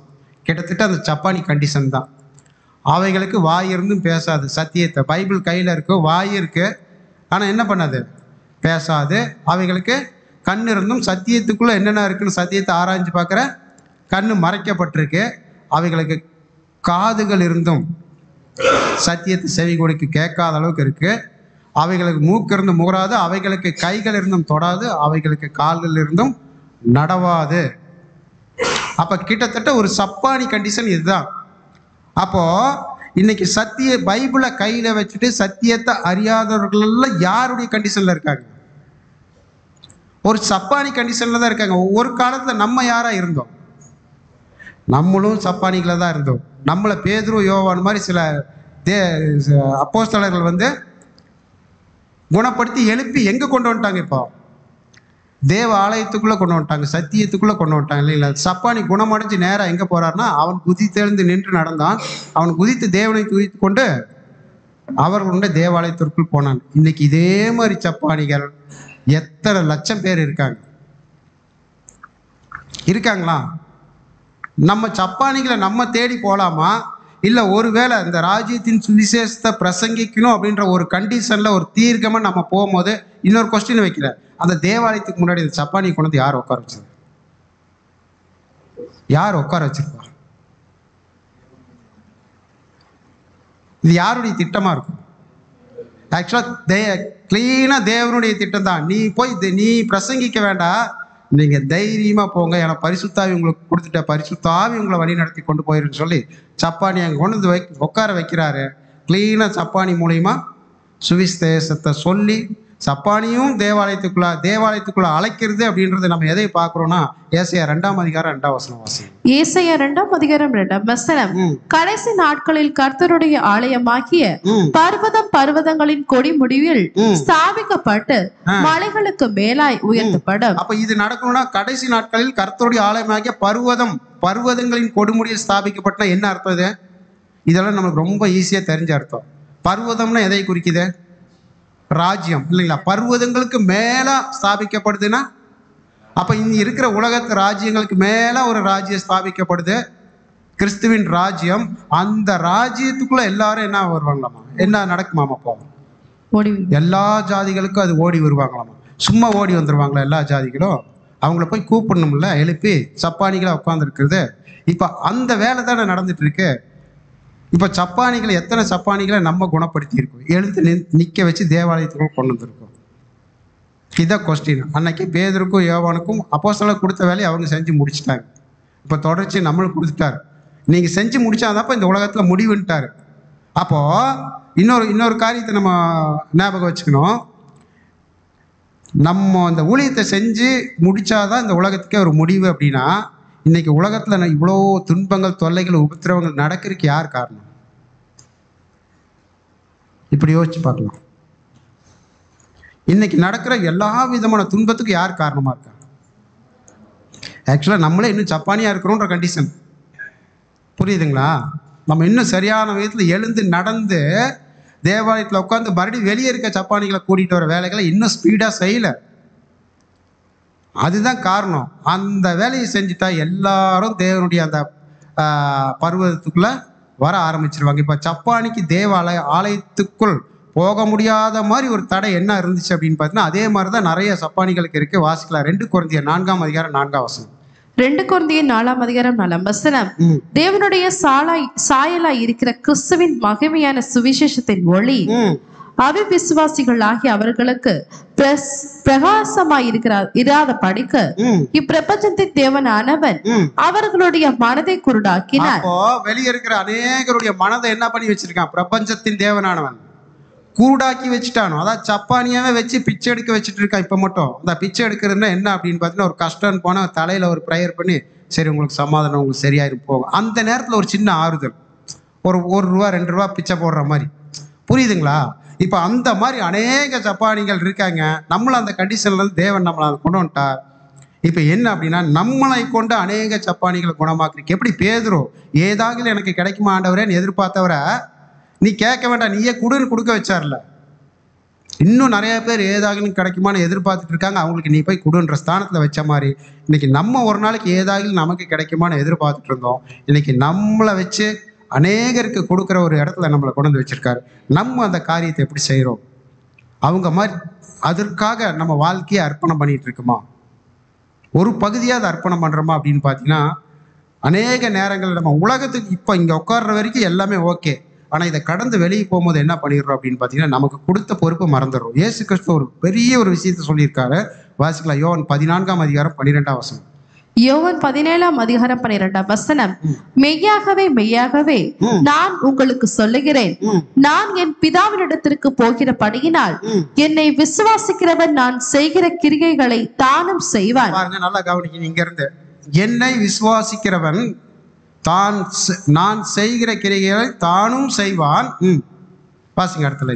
இவைகளை பார்க்கிலும் பெரிய கிரியைகளையும் செய்வான். இப்ப பாருங்களேன், இவைகளை பார்க்கணும்னா எவைகளை பார்க்கலாம்? நான் இயேசு கிறிஸ்து சொல்றாரு, நான் செஞ்சேன்ல அவைகளை பார்க்கலும் பெரிய கிரியை செய்வேன் அப்படின்ட்டாரு. புரிஞ்சுக்க முடியுது அந்த வார்த்தையை? இப்போ இதில் ஒரு பிக்சர் போட்டிருக்கு. இது என்னது? இமேஜின். இயேசு கிறிஸ்து தண்ணி மேலே நடக்கிறாரு. இதை விட இந்த கிரியை நம்மளால முதல்ல செய்ய முடியுமா? இப்போ இது அவர் செஞ்சாரு, இதை நம்மளால செய்ய முடியுமா? அப்போ இந்த இடத்துல என்னை விசுவாசிக்கிற நான் செய்த கிரியை செய்வா, அதை காட்டிலும் பெரிய கிரியை செய்வானா என்ன அர்த்தம்? இது என்ன மீனிங்ல சொல்லியிருக்கா? இது எப்படி நம்ம புரிஞ்சுக்கிறோம்? நம்ம பைபிளை கையில் வச்சிருக்கோம், படிச்சுட்டு இருக்கோம். இந்த வசனத்துக்கு என்ன சொல்றது? இயேசு கிறிஸ்துவை விட நம்ம பெரிய கிரியை செய்ய முடியுமா? அல்லது செய்கிறோமா? அப்படின்னா இயேசு கிறிஸ்து இந்த பூமியில அவருடைய ஊழியத்தை தொடர்ந்து சேர்க்க எத்தனை பேர்த்தை ஏற்படுத்தினார்? 12 பேர். அந்த 12 அப்போஸ்தலர்கள் எத்தனை பேர்த்தை ஏற்படுத்தினாங்க?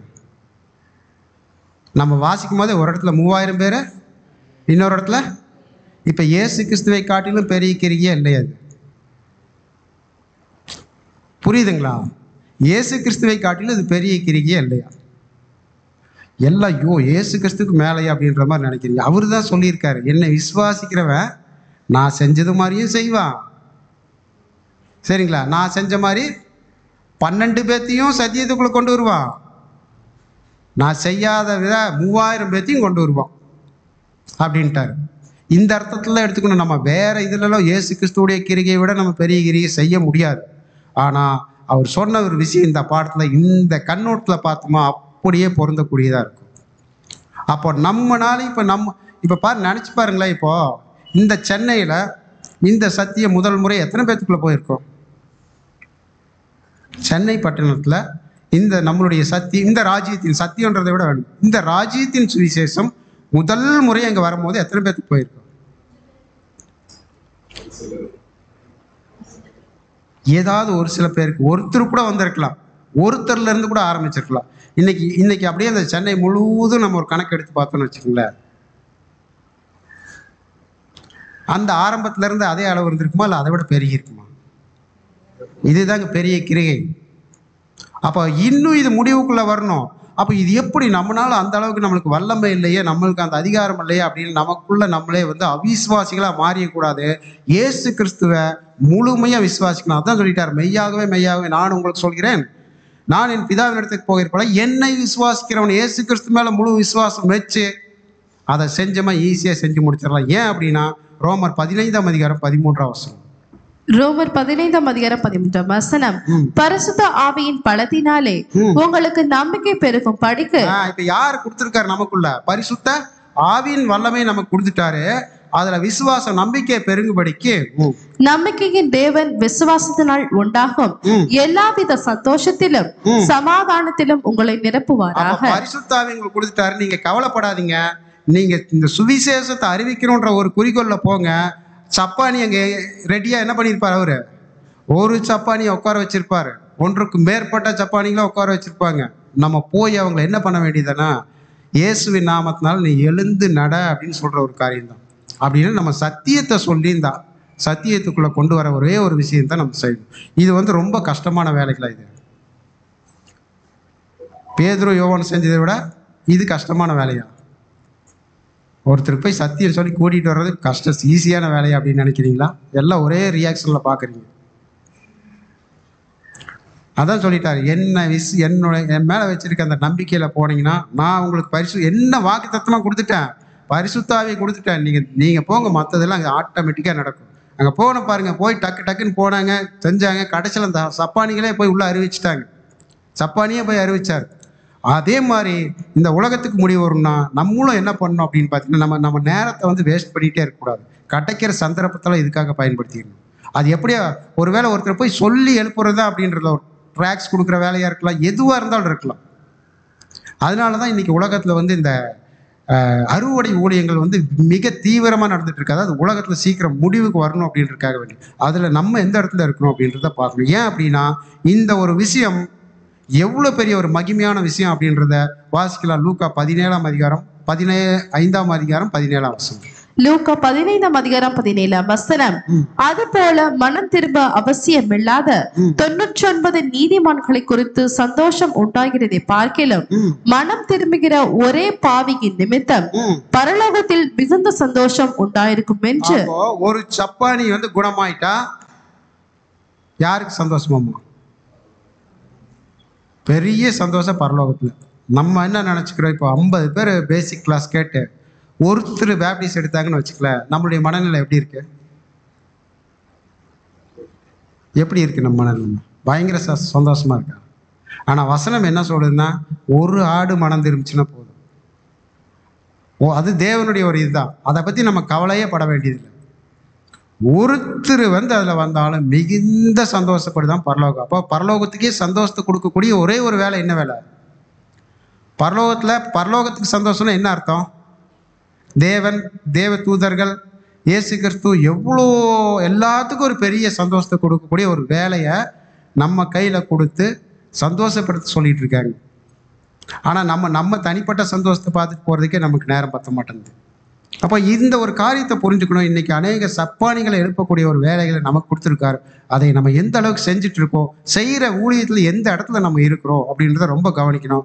இன்னொரு முக்கியமான ஒரு கவனிக்க வேண்டியது என்ன அப்படின்னா, நம்மளுக்கு இந்த ஊழியத்தை கொடுத்துட்டாருன்னு பேதுரு மாதிரி வாங்கப்பா ஒரு கேங்க போய் ஒரு ஊழியம் செய்யலாம் அப்படின்னு நம்ம இஷ்டத்துக்கும் போயிடக்கூடாது.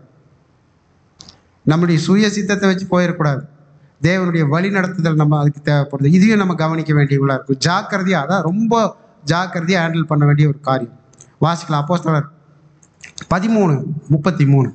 அப்போஸ்தலர் 13ஆம் அதிகாரம் 33ஆம் வசனம். இயேசுவை எழுப்பினதினாலே தேவன் நம்முடைய பிதாக்களுக்கு அருளி செய்த வாக்குத்தத்தத்தை அவர்களுடைய பிள்ளைகளாகிய நமக்கு நிறைவேற்றினார். இயேசுவை எழுப்பினதினால தேவன் தம்முடைய பிதாக்களுக்கு அருளிய வாக்குத்தத்தம் என்ன அப்படின்னா, என்ன அந்த வாக்குத்தத்தம்? என்ன வாக்குத்தத்தம்? அதாவது தேவன் தன்னுடைய பிள்ளையாகி இயேசு கிறிஸ்துவை எழுப்பியதுனால தன் பிதாக்களுக்கு கொடுத்த வாக்குத்தத்தத்தை நிறைவேற்றுறாராம். பிதாக்களுக்கு என்ன வாக்குத்தத்தம் கொடுத்தாரு?